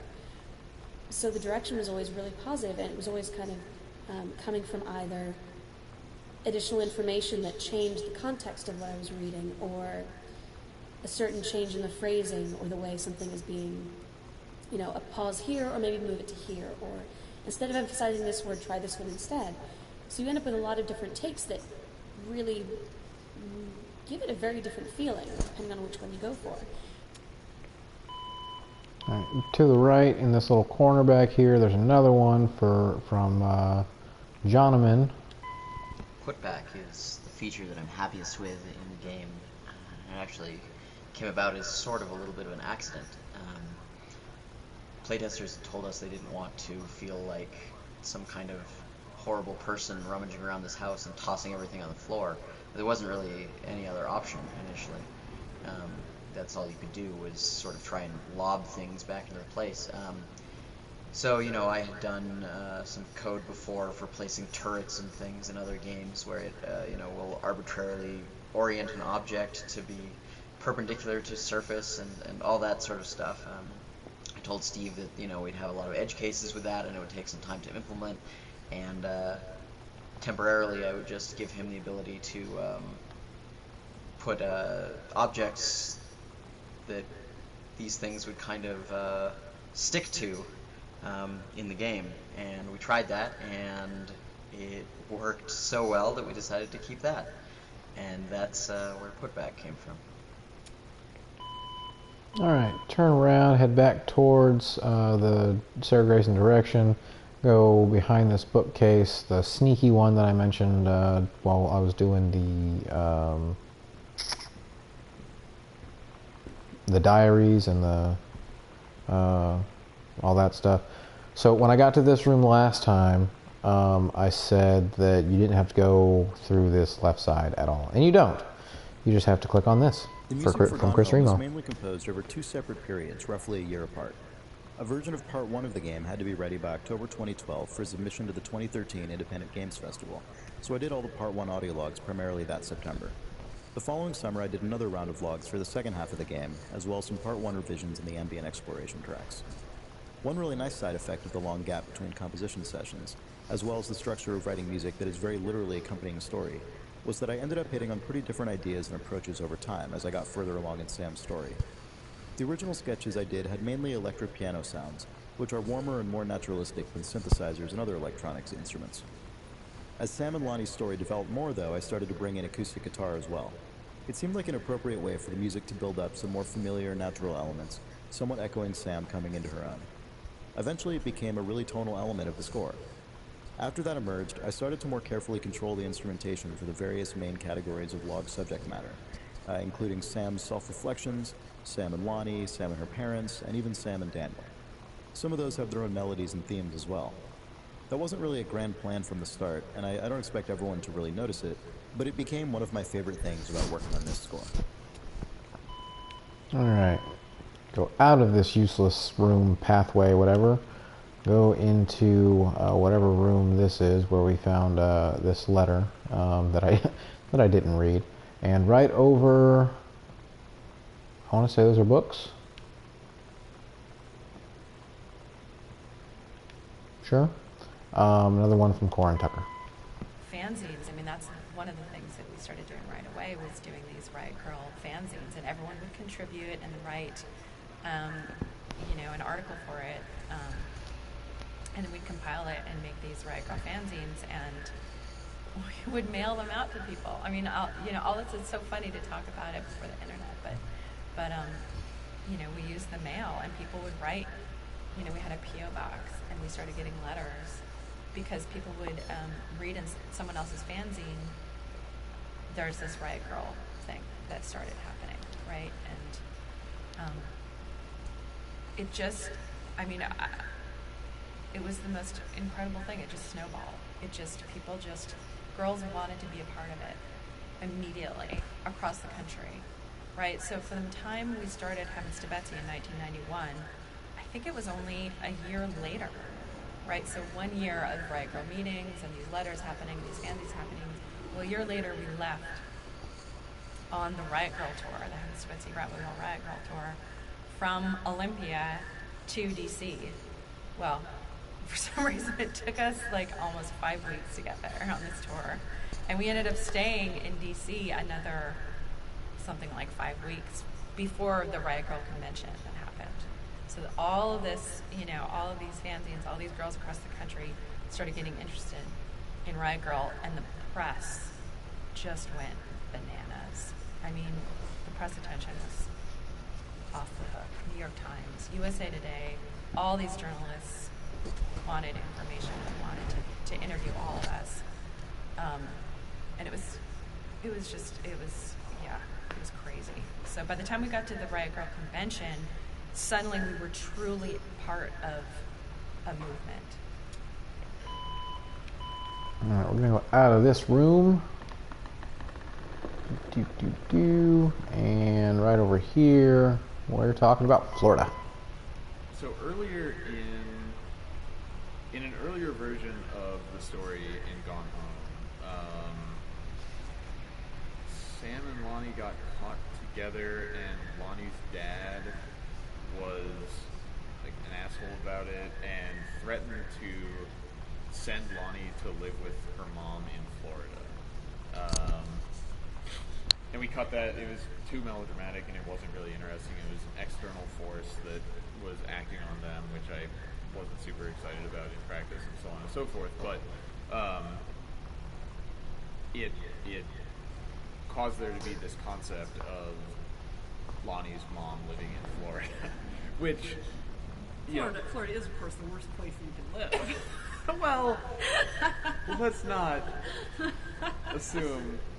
But that said, it's the other side of the country, and it's totally so foreign from Oregon and everything. Also, it's where I grew up. Yeah, that was. So so yes, the reason I think that Lonnie's mom lives in Florida is that I grew up in Florida, and I moved from Florida to Oregon when I was like 19, and I've been back to visit, but If someone were to say to me, "Hey Steve, do you want to go back and live in Florida?" I would take a sheet of notebook paper and I would write no on it as big as you can get and With hand it back to gravestones. you. There would be knives, there would be Yeah. gravestones, there would be Dead lightning, face. Yeah. big X's in the eyes, vampire teeth for some reason. I was largely unfamiliar with Florida, and my family started going there every once in a while, or when I was like in high school for Christmas, because my mom hates being cold. And Pick the wrong goddamn place to live, I Mrs. know. Zamanja. Yeah, well, you know. But anyway, the only thing that I remember basically is that everybody had lawn flamingos, and we went around Christmas. So I remember hearing on the radio multiple times dogs barking Christmas carols. That's Florida. Florida sounds cooler than I remember it being. In my head, that's Florida, right there. Fun fact, there are actually more fake flamingos than real flamingos in the world. So you can just back up, take a left, and over here, Jonaman is talking about sliding doors. All of the sliding doors that you see in the game are actually, from a code perspective, drawers. When I made a thing that could slide along a track like that, for the purpose of making drawers, Steve took it and, as designers are wont to do, used it for his own purposes and came up with sliding doors in our game. Alright, into the dining room. There are 2 in here, out in the open. I think there's only 2 in here, but I could be wrong. Writing Sam was a unique challenge, just in the sense of, on the one hand, it was very much from my personal experience because it's about being a teenager and my memories from that time, you know, as an individual, but also who Sam was and what her experience was came about as a result of kind of problem solving that we were doing, that Carla and I were doing, just figuring out what the story and what the conflict in the story was going to be. So, you know, by the time we figured out this was all going to take place in one house, and the conflict was going to be between the members of this family, and it had to be kind of irreconcilable differences that would cause serious drama between the members of this family, you know, we started thinking, what form could that take? You know, could it be that the teenager of the family falls in love with somebody that they're not supposed to and the parents don't agree? And what is the contemporary version of that? And so, you know, we at some point decided that we were going to write Sam as a gay character who would fall in love with another girl, and what conflict would that cause within the family, right? And we were excited about that opportunity just because of the paucity of that kind of, you know, narrative in games. And you know, I remember when we came up with that concept, just being like, oh man, this is gonna be good. We actually get to do this, which is really cool. But anyway, we actually, you know, we had to do a lot of work to make it plausible. Right. Well, because the other side of it is that, you know, I'm the writer on the game, and on the one hand, a lot of teenage experience is universal, but I also at some point just had that very clear realization of, okay, I have just signed up for writing a gay teenage girl. Two out of the 3 aspects of that character are not something that I've actually lived through, and so it was impressed upon me, especially like when I was working at Irrational, how important research was to getting your fiction right, whether it's, you know, very practical terms like how something works mechanically, to what the characterization of the individuals in your story might be. And so, you know, my process was reading a lot of blogs about people's actual experiences growing up, being gay and being female, and reading fiction and nonfiction about people's experience, and doing original interviews with people that I knew in my life, and asking them about what they remember about growing up with these experiences, and being able to actually, you know, ask follow-up questions.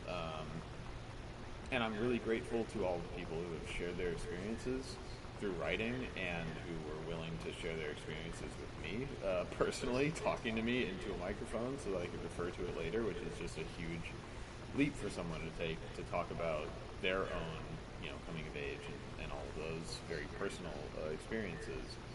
But, I couldn't have gone into writing this character with just saying, well, I'll just assume that I'll do an okay job and write it however it seems like I should, and instead saying you have to take this seriously and you have to actually reach out to people who have lived it so that when you're writing this character, it represents the experience of people like her in a way that is plausible and respectful and Authentic. yeah, that represents them in a way that doesn't cheapen the experience they've had by relying on cliches or just kind of your expectations as an outsider. All right, and on the other side of the table is another one. This one from Corin Tucker. It's really about the ideals that we were trying to get across in our music.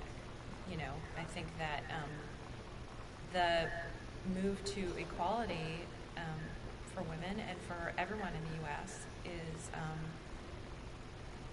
is something that we all want to be a part of, right? And we used Riot Girl and we used music as the tool for that, but it's really, to me, it's about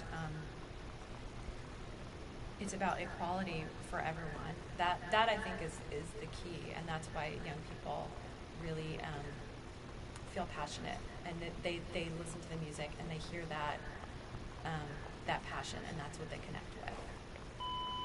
All right, through this back sliding door and right into the kitchen. And here's a sneaky one. It is in the fridge. You have to open the fridge and boom. So I'm Sarah Argadale.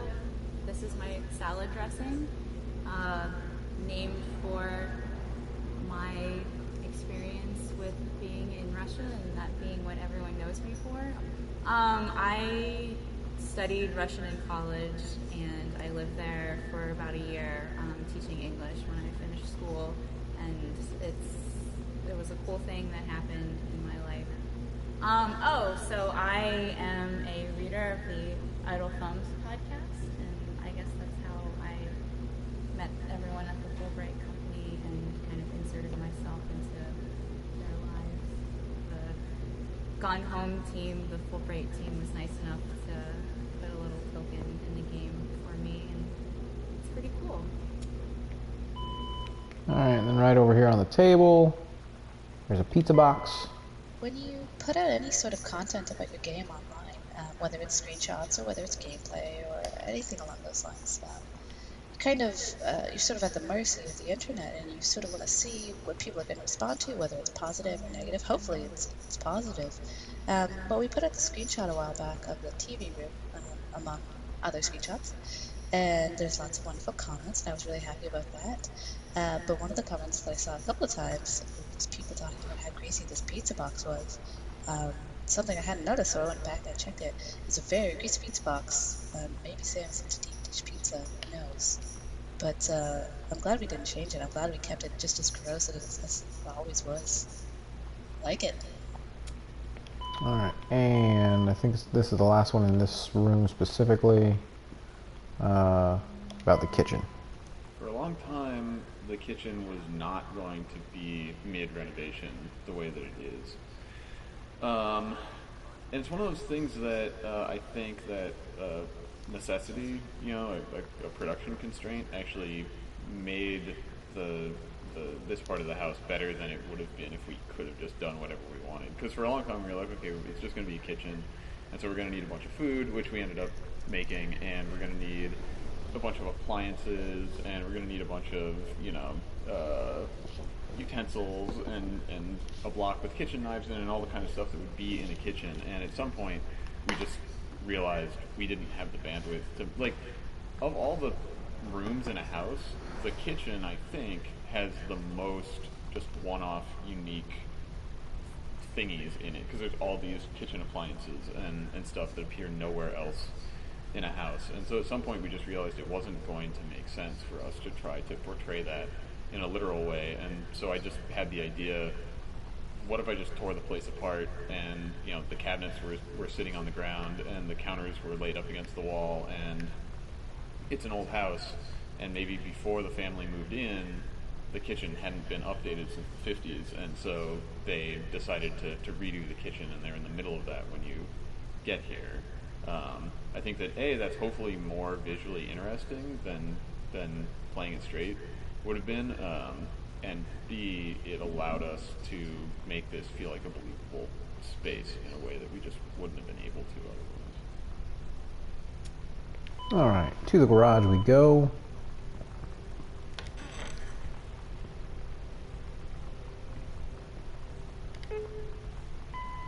Definitely the second half was where a lot more of the emotional weight in the character came out, and that was a lot to handle, but a lot of fun to do too, because I've really not gotten to do a character that actually was so, I guess, emotionally real and so human. You know, it's sort of, you're not doing some commercial selling you thing, or not doing some sort of sci-fi fantasy world sort of story. It was very realistic and very relatable, and you sort of realize that the character's someone that you could know or that you could have been, you know, when you were younger, which I really liked. It was very exciting. The whole experience has been really good. And then above you is the Easter egg one. Oh, you found an Easter egg! Who found it? You found it! This is the best!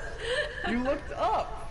No one in a first-person game looks up! Because there's no rewards to looking up. Because it's hard to look up. Also, you weren't allowed to look up in, like, Wolfenstein?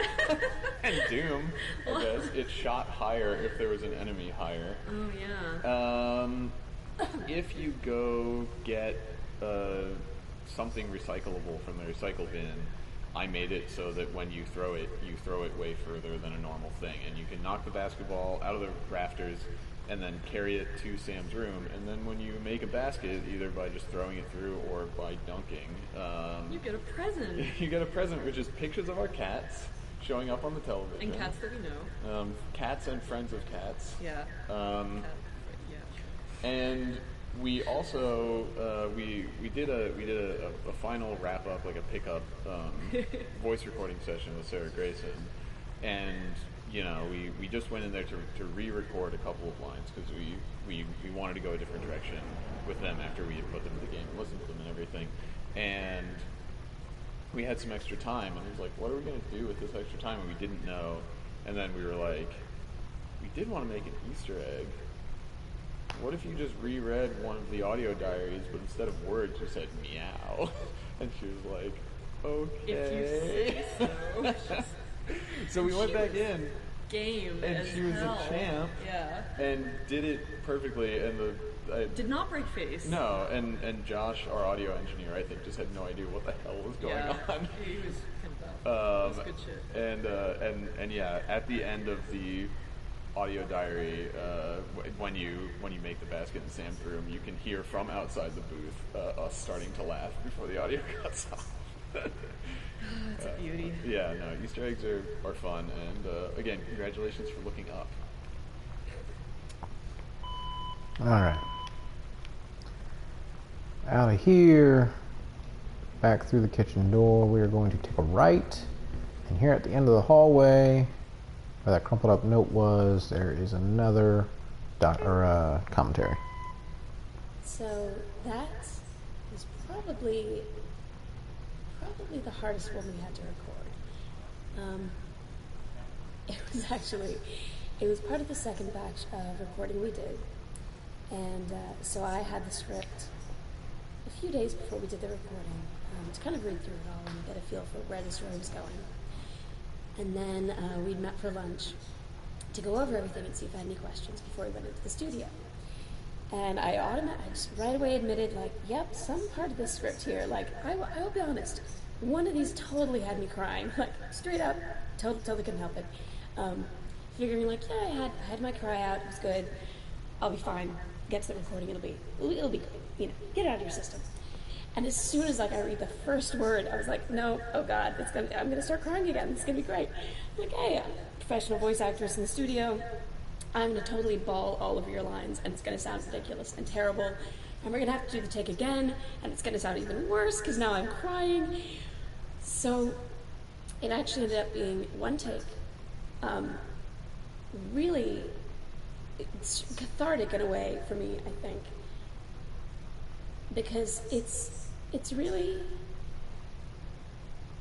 how do I put it? It's really me talking to, like, specific people. I knew it was going to happen again. I knew it. I knew it. The stupid writing being so on point. Which is definite praise for the character build-up at this point, because I just become so connected with her, and making those parallels all the way along. And then you get to this point where it's like, I know exactly how you feel. Like, I know exactly what you're going through. I mean, it was completely authentic.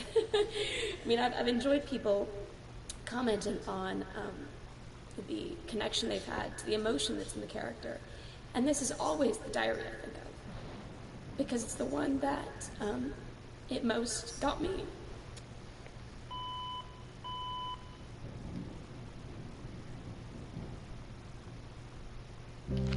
Lonnie had her going away show with her band tonight. She's so incredible on stage. Ah, that one. She was singing. I could practically forget. I'd already played through the first full half of Gone Home before I started composing any music, which was really important to understand how the game felt and played and looked. But I didn't get a build of the complete game until I'd already been delivered the Part 2 audio logs, and then ended up not playing any of the second half of the game until it was fully complete and I'd written all the music. This wasn't originally my intention, but it meant I ended up fully immersed in Sam's story, essentially to the exclusion of all the other subplots of the game, which are not accompanied by specific music.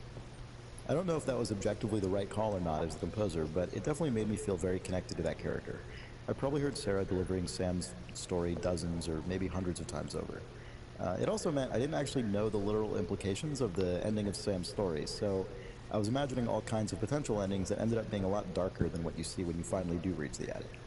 So as a player, when I did complete the game, I was pretty relieved. All right, so from the previous one with Sarah Grayson, just back up a little bit, take a left, and the bathroom is on your right. From the bathroom, we're going to go right across the hall to the laundry room. Bathroom's right there. And inside the dryer is another one. Really early on, I thought it would be, like, something that I thought would be engaging about Gone Home would just be finding notes and scraps in unexpected places and being able to, like, zoom in really far and find something that's tucked away in someone's pocket or whatever. And yeah, finding a note that was in someone's pocket that had gone through the dryer, I thought would just be a cool image.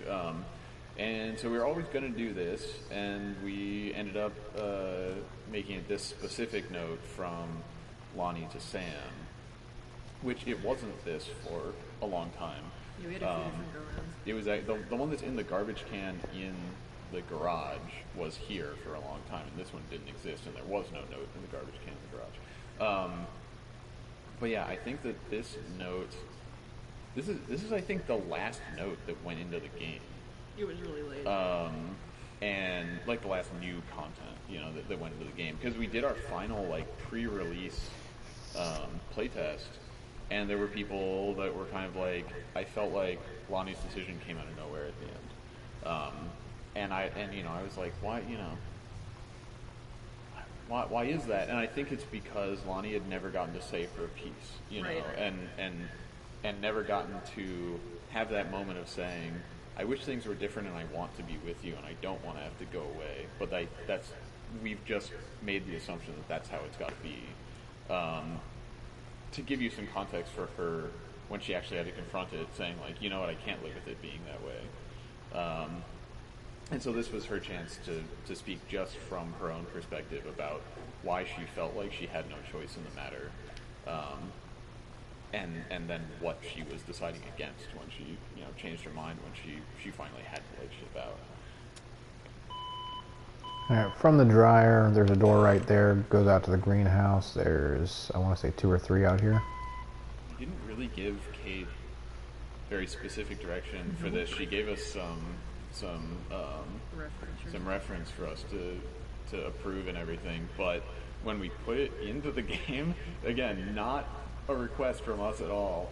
Looking at the struts and the shape of the windows and how it's this sort of deco metal structure with water outside of it, I was just like, welcome to Rapture. Oh, I know, it's so true.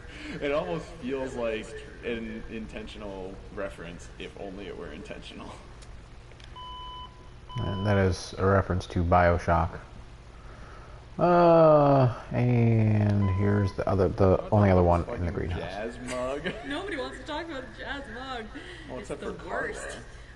I hate it. It's the worst. that was such a common theme Yeah. when we were like approving assets or making stuff visually for Gone Home. Is just like, oh my god, that's hideous. I fucking hate it. We're putting it in the game. Yeah, because so like just much like that. awful '90s furniture and like the You see it in a secondhand store or like or you just see on it the in the internet. Sears catalog we bought, and it's just like there's so just many go like, fucking oh, ruffles on it. I want to puke. Like the wicker furniture in Mom and Dad's room. Right. It's like that's fucking hideous. We need it. It was all about that mug right there, which is pretty god-awful mug, I must agree there. Alright, we're gonna go all the way back to the foyer now.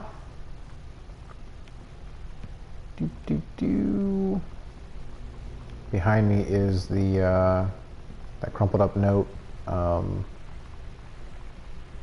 So that's essentially where we're at. Oh, that's what that is. And this leads out into the foyer. And we take a left, and we see another commentary right here about Uncle Harvey. Yeah, the biggest purpose of the card was, to say, oh, Sam is 17, if you look for this thing. But there's so much, we need so much handwriting in the game, especially for like one-off characters that you don't see their handwriting more than once. And we knew we needed a birthday card from some member of Sam's more extended family that you were never going to hear from again. And so I was like, okay, it could be her uncle. And as an Easter egg, kind of like wink and nod thing, like we're fans of, the Looking Glass legacy of games and Deus Ex and Dishonored, and so I got in contact with Harvey Smith, who is the lead designer of Deus Ex and the co-creative lead of Dishonored, and asked if he would just write on a piece of paper, "Happy Birthday, Sam," from Uncle Harvey, and he just took a picture with his cell phone. And like 5 minutes after you asked him, it was amazing. He was just like, "Yes, I will do this immediately." Yeah, it was the best. I think he took a picture with his cell phone, and it was really cool. Harvey's a great guy, and I love his games, and we're super honored to have his signature in the hub of the Greenbrier House. Hell yeah. Alright, just to the left of that is this closet. The Goodfellow High School jacket and the logo generally is a reference to the logo for Minerva's Den, the section of Rapture that DLC takes place in, that we worked on together. But we didn't want to make it look exactly like the owl logo from that game. We wanted it to be, an homage or a reference or whatever.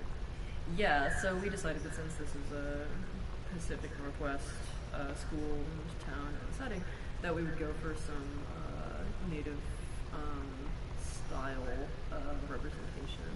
And let's see. Well, actually, we were struggling with it for a little while because we wanted.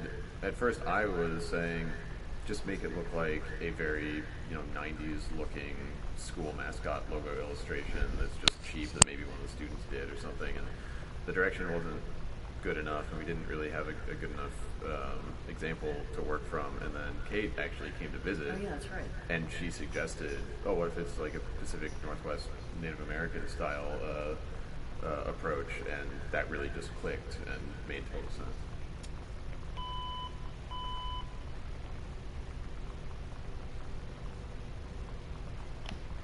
Alright, and I think this is going to be the last one before we go upstairs.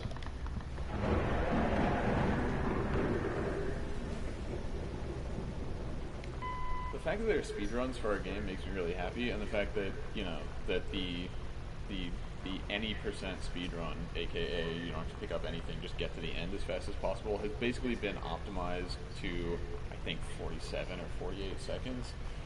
Even just watching that speedrun is really fun because you see the player optimize, like, for instance, the fastest speedruns, they don't turn on any lights because it would take a fraction of a second to turn towards the light switch and turn it on and then turn back to the direction they wanted to go.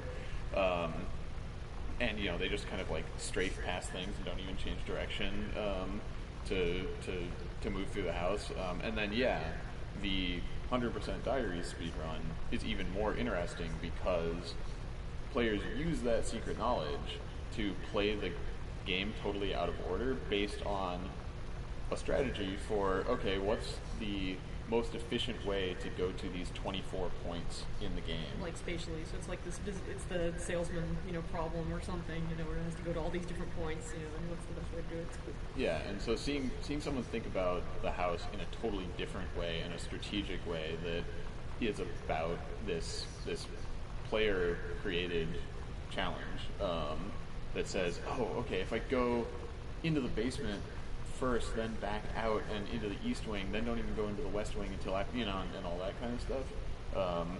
It's really cool to see that stuff evolve, and I'm really glad that we didn't make it so, for instance, you had to read the note about the secret door before you could even click on the secret door, because it would have shut down so many of those opportunities for people to play in interesting ways and express their mastery over the space that they've gained by playing the game. Alright, and we are going upstairs now. There's the, I think, third one we got.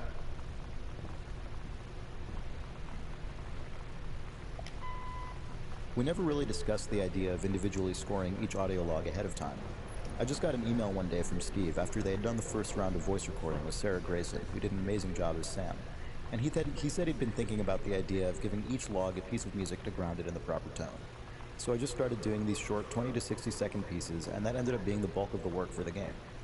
It was a very iterative process. I did them in the order they were recorded, and I would just keep sending revisions of each log to Steve, taking his feedback, modifying the piece, and sending it back. Especially at the beginning, the feedback was almost always pull it back more. I've never done music this subdued before. Even more so than most game music, it primarily exists to quietly suggest a mood and tone to the player. Sarah's voice is always the main audio content. The game soundtrack I worked on previous to this was Blendo Games' 30 Flights of Loving, which consists of some really huge, bombastic, brassy pieces. So switching gears to Gone Home and constantly hearing pull it back, less melody, was surprisingly challenging at first. But over time, I think Steve and I developed a pretty good rapport. For the most part, the diaries required fewer revisions each time. And it's always a good reminder in a collaborative endeavor that your contribution only exists to make the whole work better, not to be seen or heard unto itself. Alright, down the hall, the only way you can go, because there's nothing for you here, where we found that tape. I had seen Bikini Kill and Bratmobile play their first show at the North Shore Surf Club in Olympia. That was Valentine's Day, 1991. And I was kind of blown away by the incredible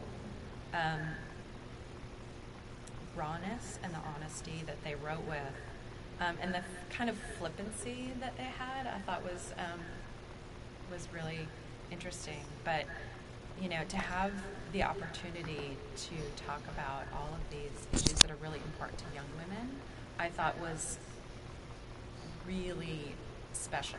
And I thought that what they were doing was taking the kind of intense feminist ideas that had become popular in the 70s with, SDSS, and now, those really, incredible ideas and the ideology of feminism, but they were putting it into a language for today, for the 90s, I guess. That was 20 years ago, but it was for young people, and it was to relate to topics about sexuality, about sex, about sexual abuse, about sexism and harassment and all these things that are really important for young women coming of age and becoming sexual beings that are really taboo to talk about.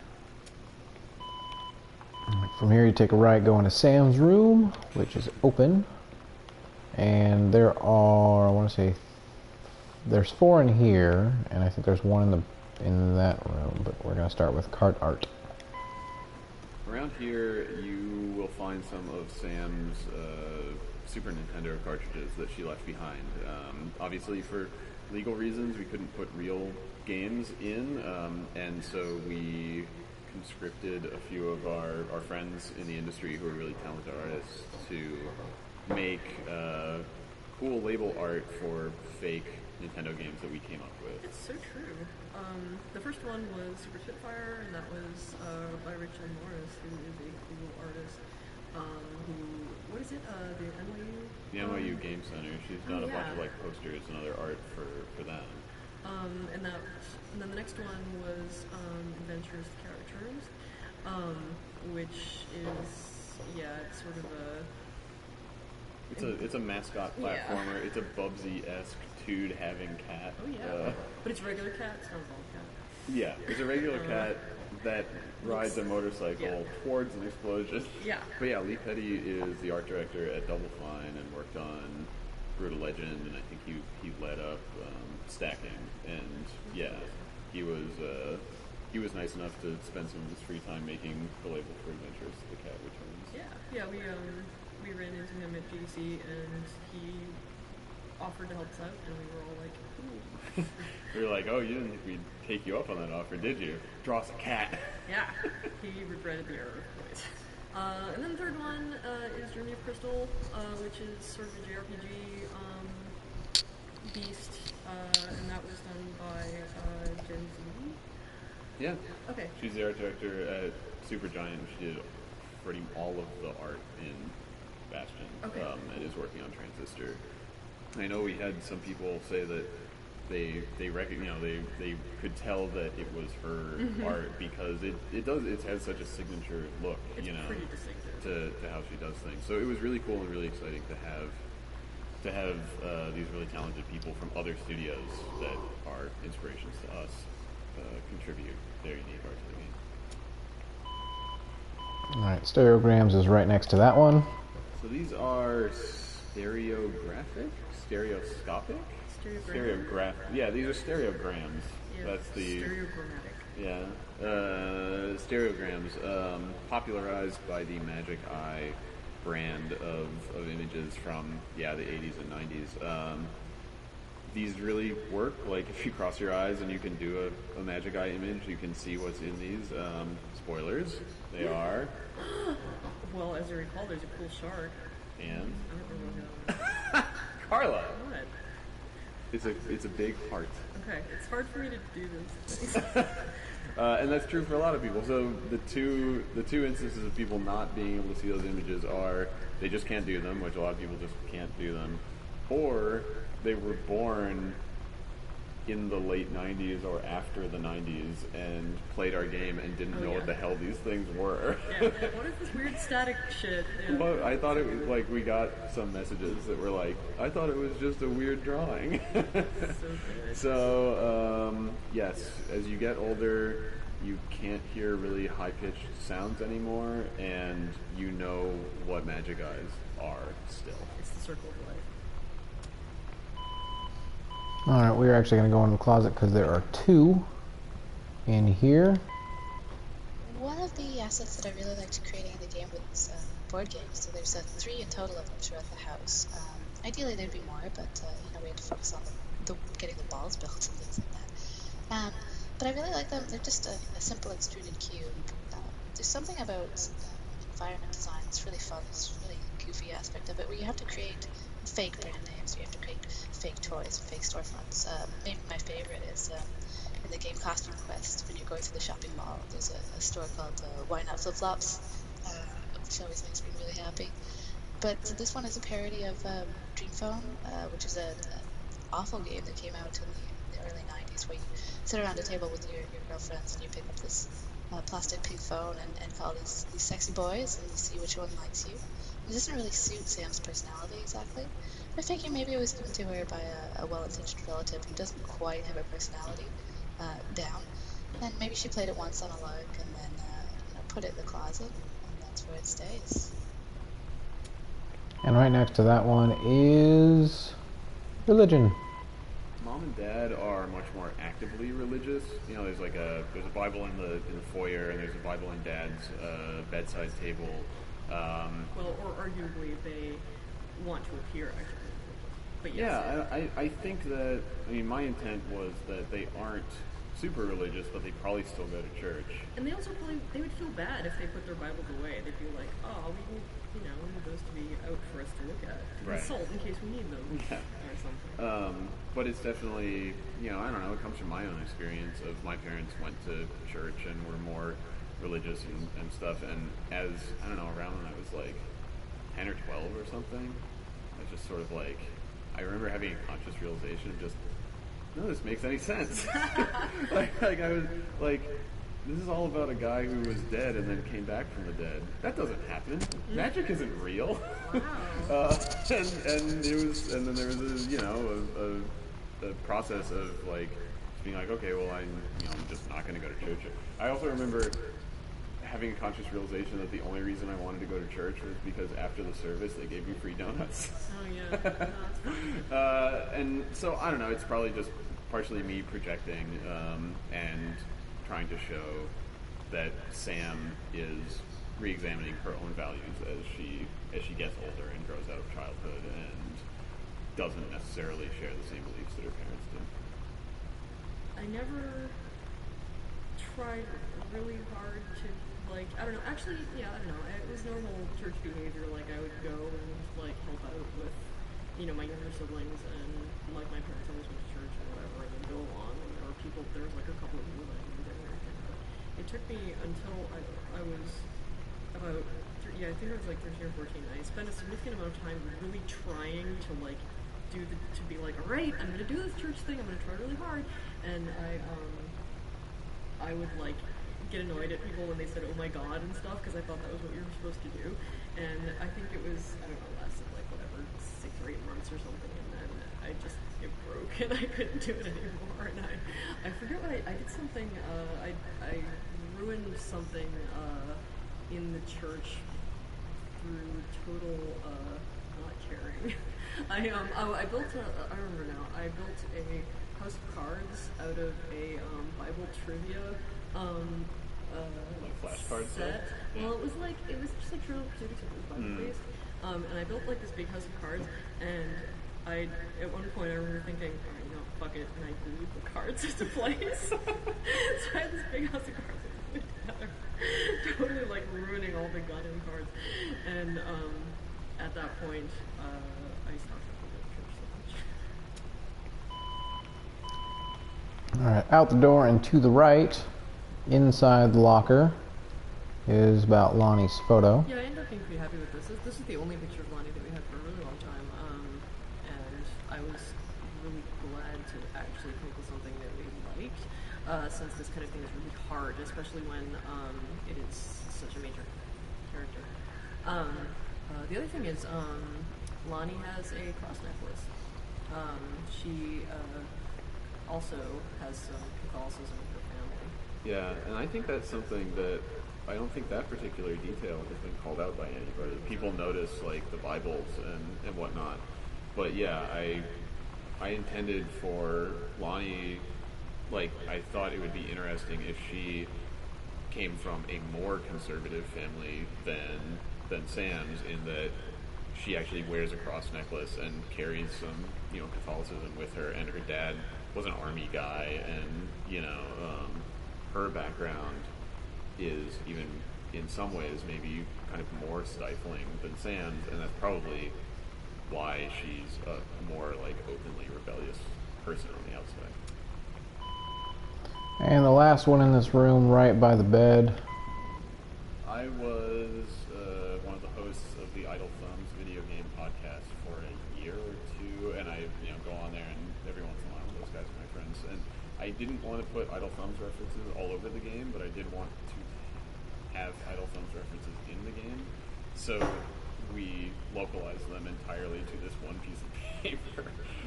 So almost everything on here is an Idle Thumbs reference, and specifically to a weird exchange that we had about Will Wright's GDC talk in like 2008, where he didn't want everybody to show up and crowd the place, so he gave his speaker name as Phaedrus, and then did a talk about a bunch of crazy stuff, including the idea of rocket mail, which was going to be like done by it was pitched by the U.S. Postal Service in the 50s and stuff.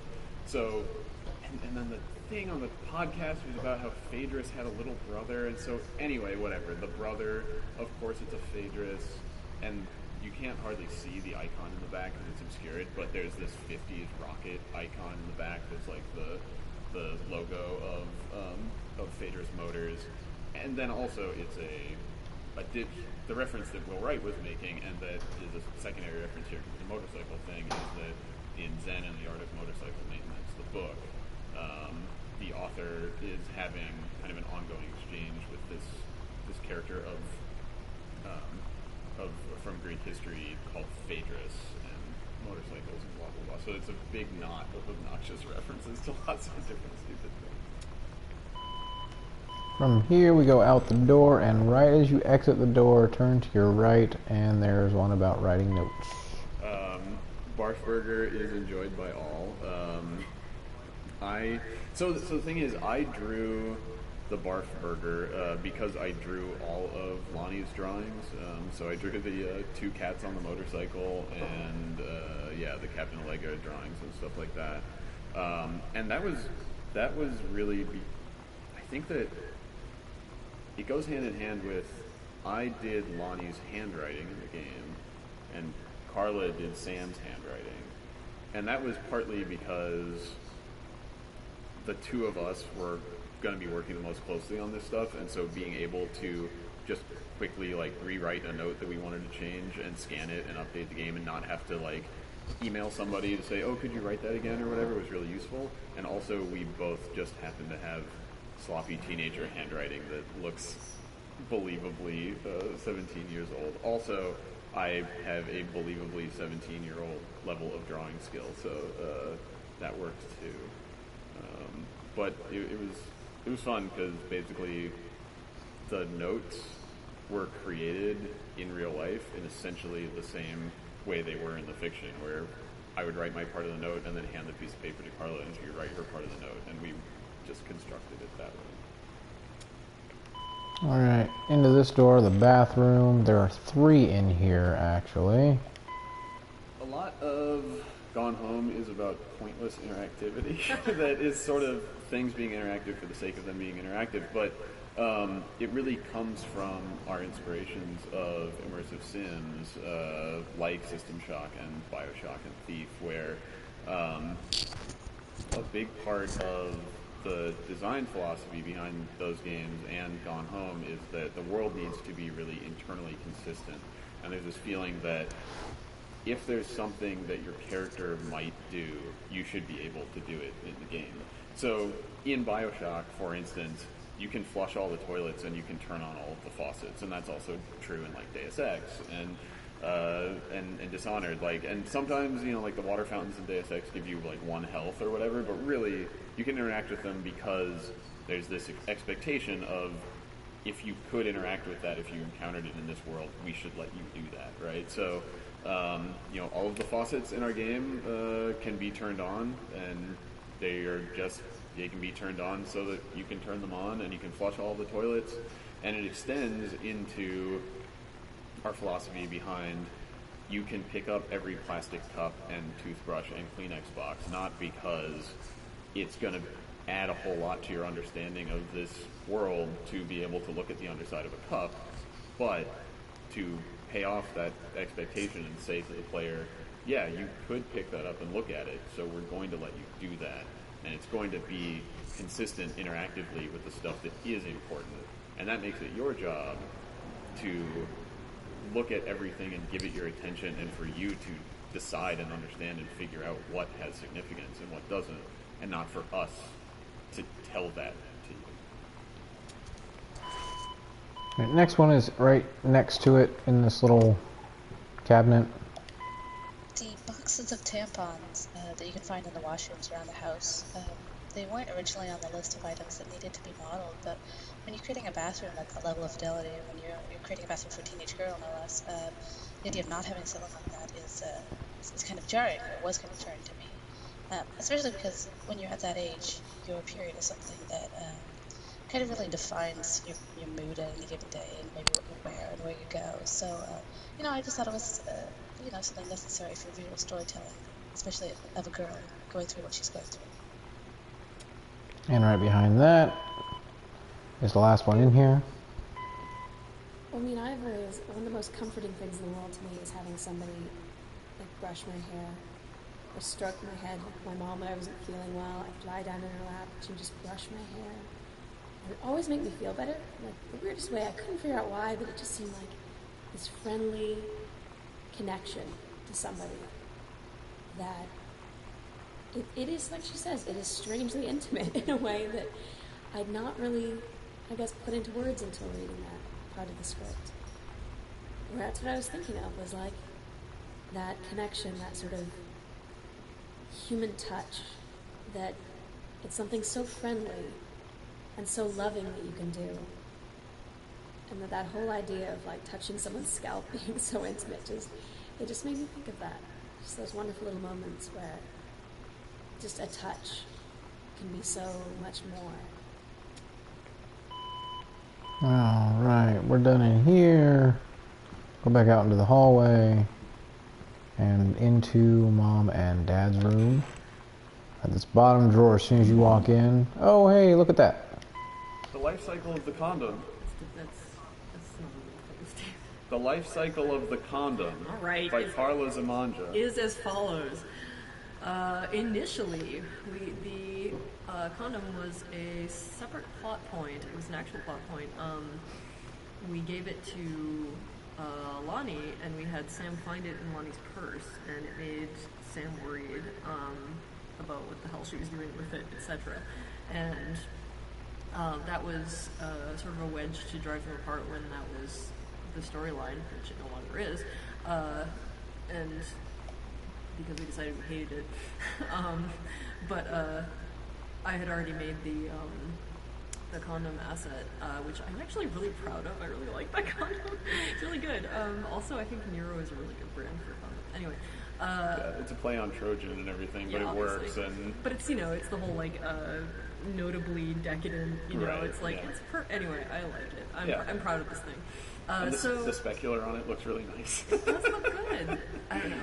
So we had this, extra asset lying around, and we were like, we were all, oh, it's a shame that it's going to waste, but whatever. Sometimes things don't get used.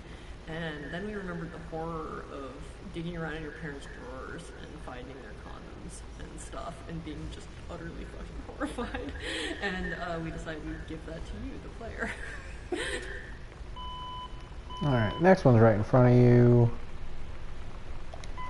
One of my favorite things that came out during development is someone wrote an email mistakenly referring to Mittens, and Steve replied in the voice of Katie saying, "It's just Mitten. She's only one cat, Mom."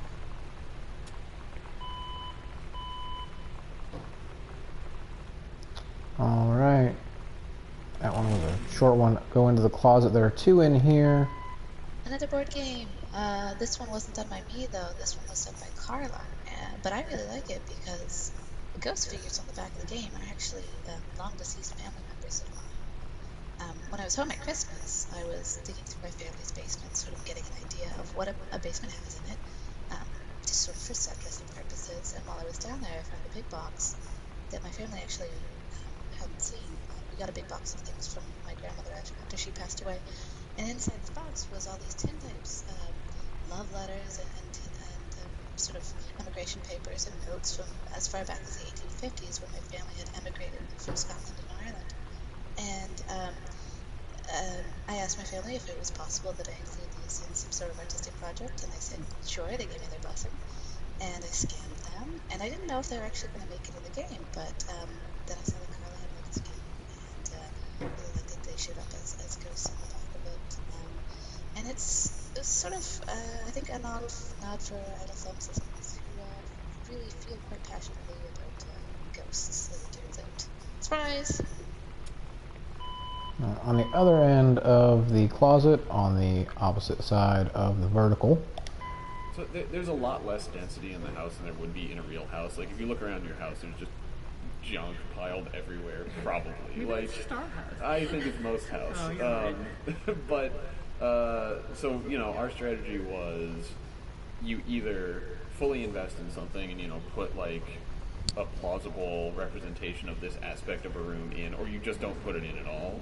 And the player will fill in the gaps between, like, oh, these are all the things that represent the kind of room I'm supposed to be in, and it doesn't jump out at me that there's no toilet plungers in the bathroom or whatever. But the biggest instance of this that I think actually totally worked, because no one has ever called it out, is, surprise, think about it, there are no shoes in this house. Ta-da! Where's your brain now? and I don't think anybody's noticed it, and I think it's because if we had put one pair of shoes or two pairs of shoes, people would have said, where are all the rest of the shoes? Right. But really, to have a plausible house, Mom would have to have 10 pairs of shoes and her work boots, and Dad would need to have some tennis shoes and some work shoes and so on and so forth. So we just said, there aren't going to be any shoes, and we hope nobody notices. Alright, done in here, in Mom and Dad's room. Getting out. Going over to this first door after you go left. And there's one right here called randomization. Almost none of the events, the little events in the game, are scripted as far as like triggering when you do something specific. So all of the thunder and lightning and the creaky noises in the house, they're all just randomized on timers. The only like scripted thing is in the secret passageway. When you look at the crucifix, there's scripting that detects that you did that, and then it causes the light to pop, which is my one indulgence of like messing with the player. But we've had a lot of people play the game and say, you know, oh, the way you scripted it so that right when I walked into the TV room there was that big thunder and lightning strike, like that was really spooky, or you know, I walked through that one door and then you played that sound behind me, and it's like it's awesome that the combination of all the different kind of like significant actions you can do in the game, like crossing into a new room or opening a door or this, that, or the other thing, and the randomization of stuff can make it seem like the random elements have extra significance to them, but in fact it's like you just got lucky, basically. Yeah, it's total apophenia, because like, yeah, it's just because there's enough random things going on, and you can do enough things that eventually some of them are going to line up, which is, you know, cool. Alright, there's actually a trophy in this room, but I'm not going to get it right now because I don't know if it'll work since I have everything unlocked. But we're going to go into this art room, and on the left side, right above this chair, is cassette tapes. I really enjoyed playing Gone Home. I have to say it was pretty exciting to find the Heavens to Betsy tape, you know, because that was really, I mean, those songs really did come out on a cassette tape at the time, and that really was how people discovered the music, was getting a cassette tape passed around. So getting to put it in the actual tape player and play it and listen to our song, it definitely gave me chills. I mean, it was like, wow, you know, how exciting for a young person today to get that moment of discovery and to listen to our music. I mean, I think it's great. To the right is this is another door, and in this box, gotta grab the lid and toss it away. This box is another one about a wildfire. Okay, the wildfire book. Oh man, look at this thing. Yeah, this was another one of those situations in which I totally felt like a weird creepo when I was doing research, and there was a lot of really horrifying romance novel covers. This poor guy was on somebody's Flickr account that was allowed, that was a Creative Commons attribution licensed. And I think he was playing volleyball or something. I don't know. So you just put suspenders on him and put an axe in his hand, and now he's a fireman. Yes, I did. It's the I best. did it, and I will cop to it, and I'd do it again. Also, as I recall, because I'm a noob, I initially picked total bondage suspenders. That's true. So you had started working on it, and I went upstairs, and then I came back down. And like Yana and I were like, we're all like, what should we do for this? And I was like, those are fucking leather daddies. What are you doing? And what I should have said is, damn it, he noticed. Alright, now we are going to the attic. There's one or two more.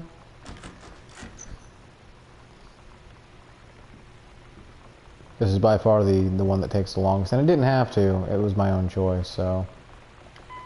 You want to talk about a place for Christmas stuff? This is where Christmas stuff goes. Oh, it's Christmas Duck's little house. It's his little house. That's where he goes. He goes into it. There was something that I always assumed would happen. I know that some people did do it because we got tweets, like on the day of release or whatever, of people referring to this. Right. But kind of based on the gnome in Half-Life 2, Episode 2, or whatever, and just a general, I think, instinct to take the first kind of personified thing that you encounter and drag it around the house with you. Yeah, like try to take it to the end of take it all the way there with you or whatever. I knew that some people were going to take Christmas Duck all the way from the beginning of the game to the end of the game, and that we needed to pay that off somehow. I used the putback system that in almost all cases is just used to, okay, you pick up a clean Xbox and now you can put it back where you got it. But in reality, I can put one of those putback triggers anywhere in the game that I want. So there's one putback trigger for Christmas Duck where you initially pick him up, and then I put another putback trigger for Christmas Duck here. But yeah, if you bring Christmas Duck up here, you get Katie's interaction prompt that says, "There you go, Christmas Duck," and you put him back in his little nest, and he gets to go back to his home at the end of the game. All right, across the room, over where we got the last of the journals from Sam is I think the second to last. I think this is one where I love the way the music makes Third to it last, so maybe. uplifting. Yeah, third to last. Because it starts out in this very, sad point where it's sort of just like, you kind of don't know what, I don't know, to me it was very emotionally ambiguous in a sense. I mean, she's saying like, oh my god, I can't believe it, like something's happened, something's gone wrong. And as she kind of unravels the story about how she missed the first two calls, which then take you right back to one of the first things you probably do when you get in the house was find the voice recorder. So I love how it loops it around, and then it starts building this positive feeling of like how this isn't the end, and we are going to see each other again, and there's this wonderful elation that she sort of dawns on in a funny way, and that it's just it's so hopeful, and it's really nice to connect to that and just try and express a little bit of levity after so much weight has built up over the course of her life in this little window. All right, two more, and they're in the way. So this is about the dark room. Where we had always wanted to, well, we had wanted to pay off Sam's dark room by letting you go in it and see photos that she had taken, and B, this started from a point of me just being like, oh, we'll end the game the same way we ended Minerva's Den. It'll be fine.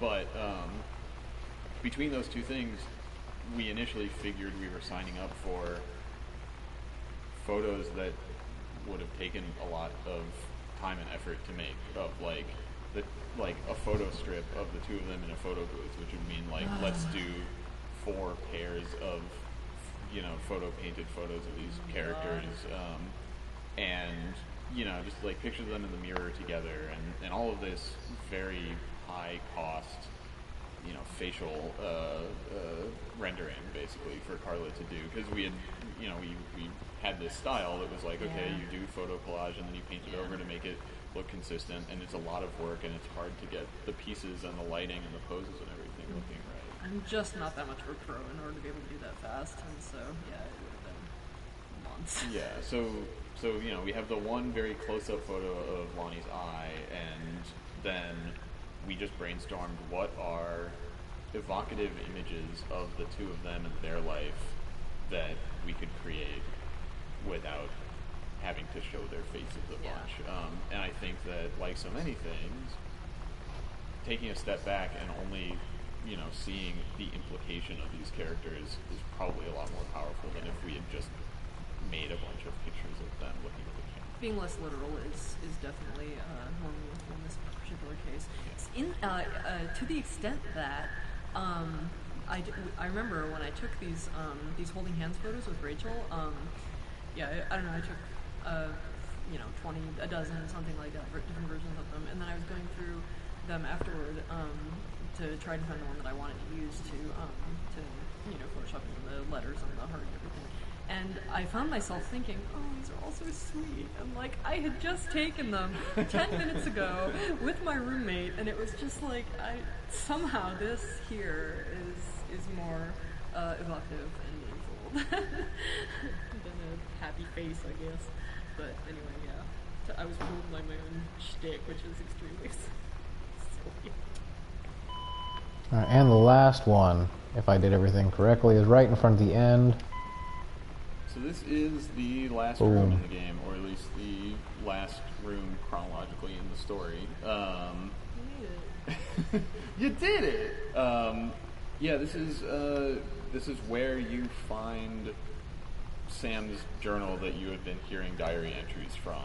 And it's revealed, or I guess implied retroactively, that, you know, the game has been taking place in a flashback, basically, and Katie read Sam's diary that was addressed to her and is now thinking back to what she saw in the house. So thanks for playing through with commentary mode and listening to us and Yonaman and Kate and Sarah Grayson and Chris Remo and Corin Tucker from Heavens to Betsy and Slater Kinney, who, again, thank you to her for taking your time to record some of her recollections and thoughts for this. But yeah, just thanks for playing, and we hope that you got something good out of all of our jibber jabber. It's okay if you didn't. Bye, everybody. Bye. Goodbye. I love you. Yeah, I guess. All right, so now that is done. That little bleep bloop was the behind-the-scenes trophy. Now, for Nesting Instinct, they alluded to it actually on that first commentary in the attic, where if you take the duck and put it in the nest, there's that little put back system or feature or whatever it's called. So I'm going to go do that now. I may be able to get everything that I need without having to exit out and start a new game. So, boom. Alright, for the next one, it is actually a Home Alone reference. So I am just going to figure out where exactly I need to start.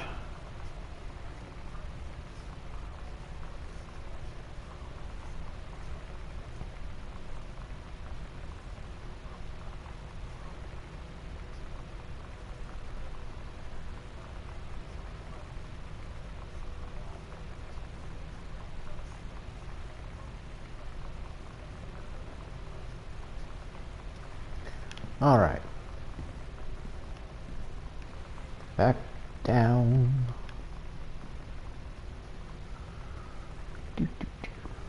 This should not, the rest of this should not take long at all.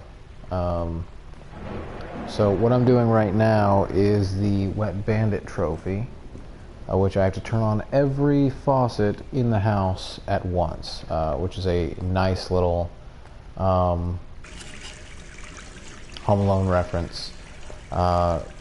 Now, during the commentaries, there was a note in there that said that you can turn on every faucet in the house. That's actually not true. I went up to one earlier that I couldn't turn on. And I don't think I'm going to find it. I don't think I'm going to find it while doing this, but I distinctly remember trying to turn on a faucet, or at least seeing if I had the opportunity to turn on the faucet, and I did not. So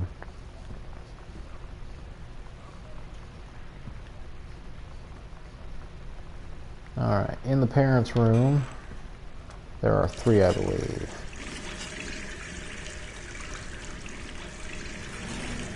Yep, and the bathtub faucet. Alright, so in case you're not sure or are confused, the first one I did was down in the foyer. So it's also where we got, right next to where we got the first diary, the first journal from Sam. So you walk in the front door after you get the key, and you go to the left, and here's that first bathroom. Then you go upstairs, and you go to Mom and Dad's room, which is right around the corner in the middle of that wall on the left. So you're gonna go towards Sam's room, take a left, go in here, and you shouldn't have any issues even with the modifiers on. So so there are 3 in there, and from the parents' room you're actually going to go across the hall and into Sam's bathroom. Oop, that was already open. And there's this faucet and that faucet, the sink and the bathtub. Let's see, it's 3, 4, 5, 6. I think there's only one more, actually. Weirdly enough, there actually is no faucet in the kitchen. As weird as that is, but then again, they did mention in the commentary that the reason why there was no, they didn't say specifically this, but the reason why is because they're redoing the kitchen. So so just gonna follow my path. You're gonna go past the kitchen, and in this little hallway, this is where that crumpled note was, and this little hallway right across from the laundry room, you're gonna turn on this faucet. And I think there's one more, and I think it's right across the hall in the laundry room. There it is.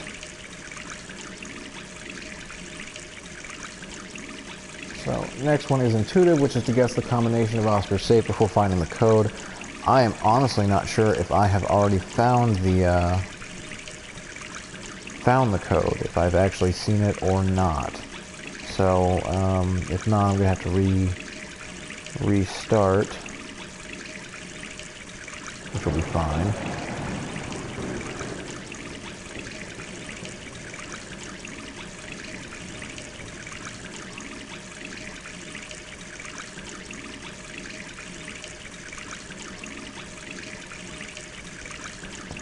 Alright, so we're going to go out, and I'm going to find a way into the basement. That is not it. I wonder it didn't have me go in there. This should do. Now, the problem with this,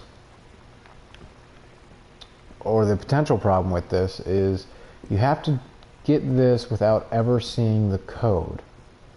I know where one of the instances of the code are, but I don't know if there are any others, and I don't know if the audio commentary has anything to do with it. So, so there's the safe, all right? And behind, I'll show you in a minute actually. Oh, yep. So it's actually right here, 1963. Because I have everything unlocked, I don't have to, or because I got the key, either one, I don't have to use the code. So I'm actually going to have to save and quit out, which is fine. Absolutely fine. Do a new game. Oop, that's not what I wanted to do.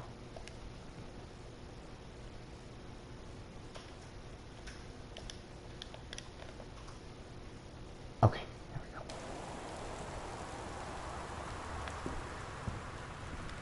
go. Okay, it did reset everything. That's good. Take the house key. Go in here. Okay, now I just gotta think about where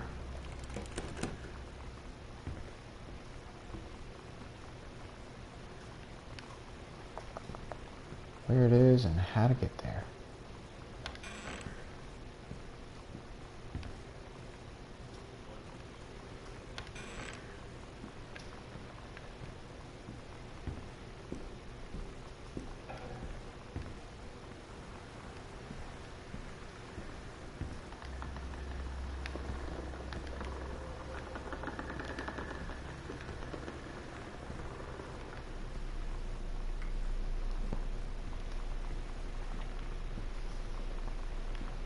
Okay, that is not what I want.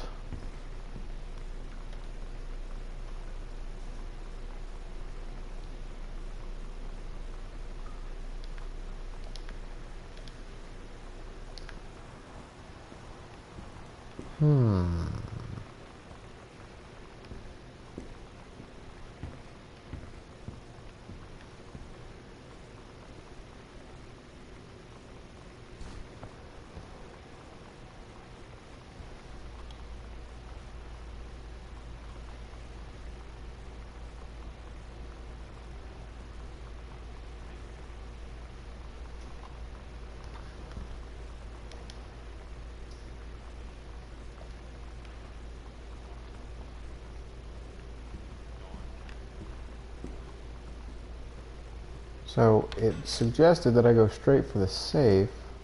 The problem with that is I'm not entirely sure the quickest way to, or the best way to get to the safe when things are locked. Like that.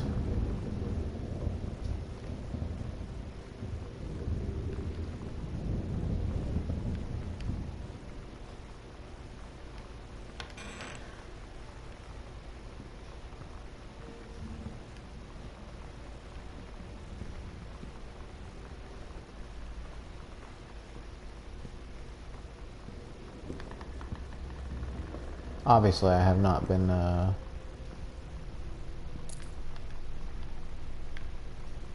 paying attention to where I specifically need to go.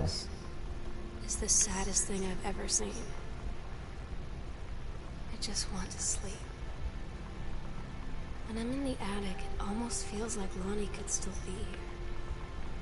She's just downstairs. I'm just waiting to hear her pull down the hatch and come running up. Maybe I'll go up. Lonnie came over today, but everything was different. She was sitting at my desk chair, and she wouldn't look at me. Finally, I asked her what was going on.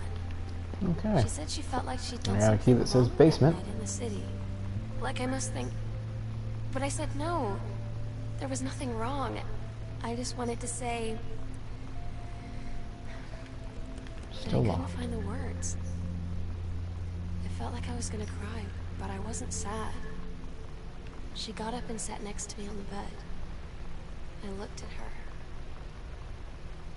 Lonnie, do you think you could ever... And that's when she kissed me.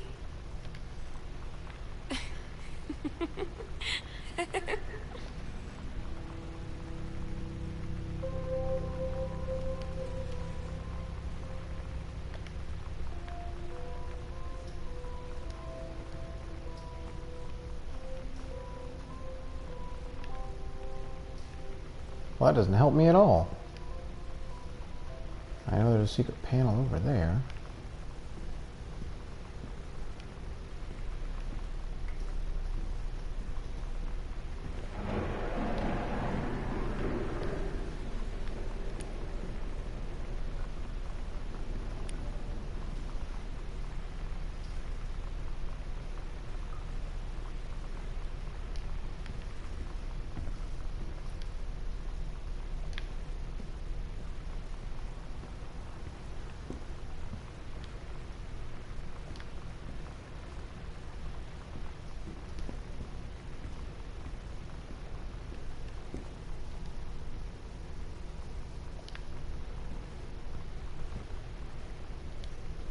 Okay, this should be good.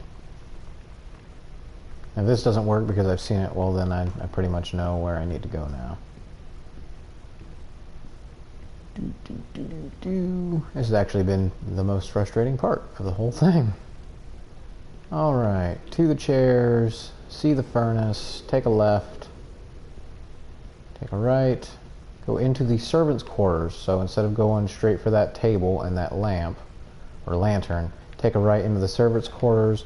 This is where we found the set list, and then it's right there, and the combination is 1963.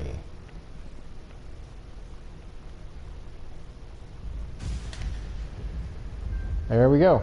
Like I said, I know of one place where this where the code is, right here, 1963. That is it, and there's nothing in there, not really. You know, letter, syringe, for whatever reason. And then the last one is this old house, where I have to open the secret bookshelf in the guest room from the outside, and that one should not be a problem. Since I'm pretty sure I haven't opened it yet. And I'll go back to the front of the level to give an idea of where it is. I wish she moved a little faster. If she went away to college, she must have spent too much time studying, not enough time running, because she moves slow as hell upstairs.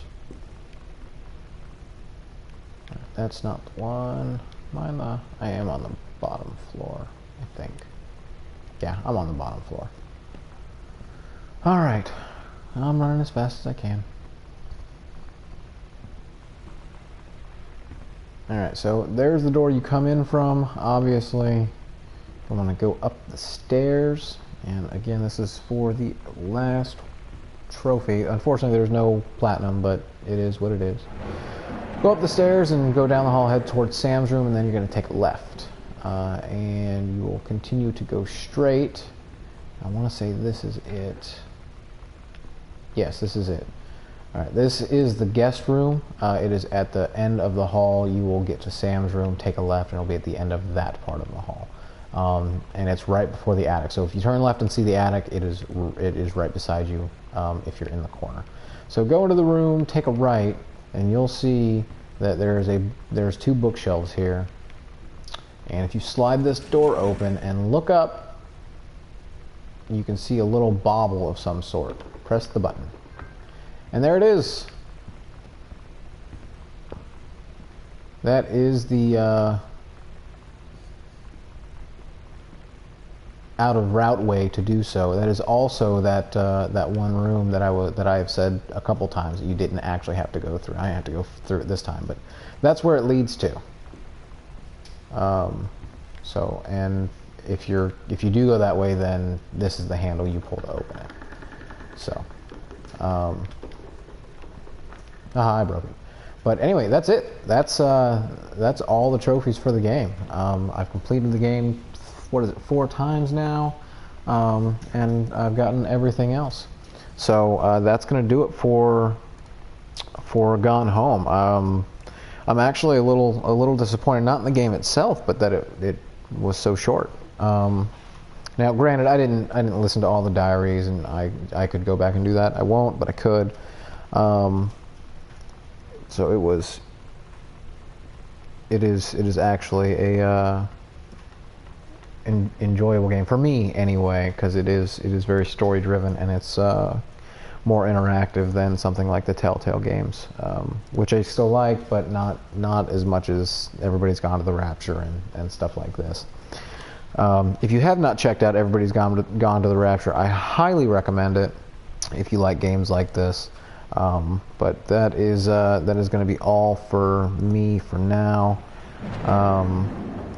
So I've got about 4 games I want to go through before I start on anything else, as far as streaming wise. So that may change. I may get bored with what I have to go, but I will be back. I'm glad I could take this time and just do something really, really quick for everyone. So if you thank you for watching. First of all, leave a comment, like, and subscribe if you like this video, and I'll be back at some point in the near future with something else. I haven't decided what, but I shall return. Y'all have a good day and be safe out there.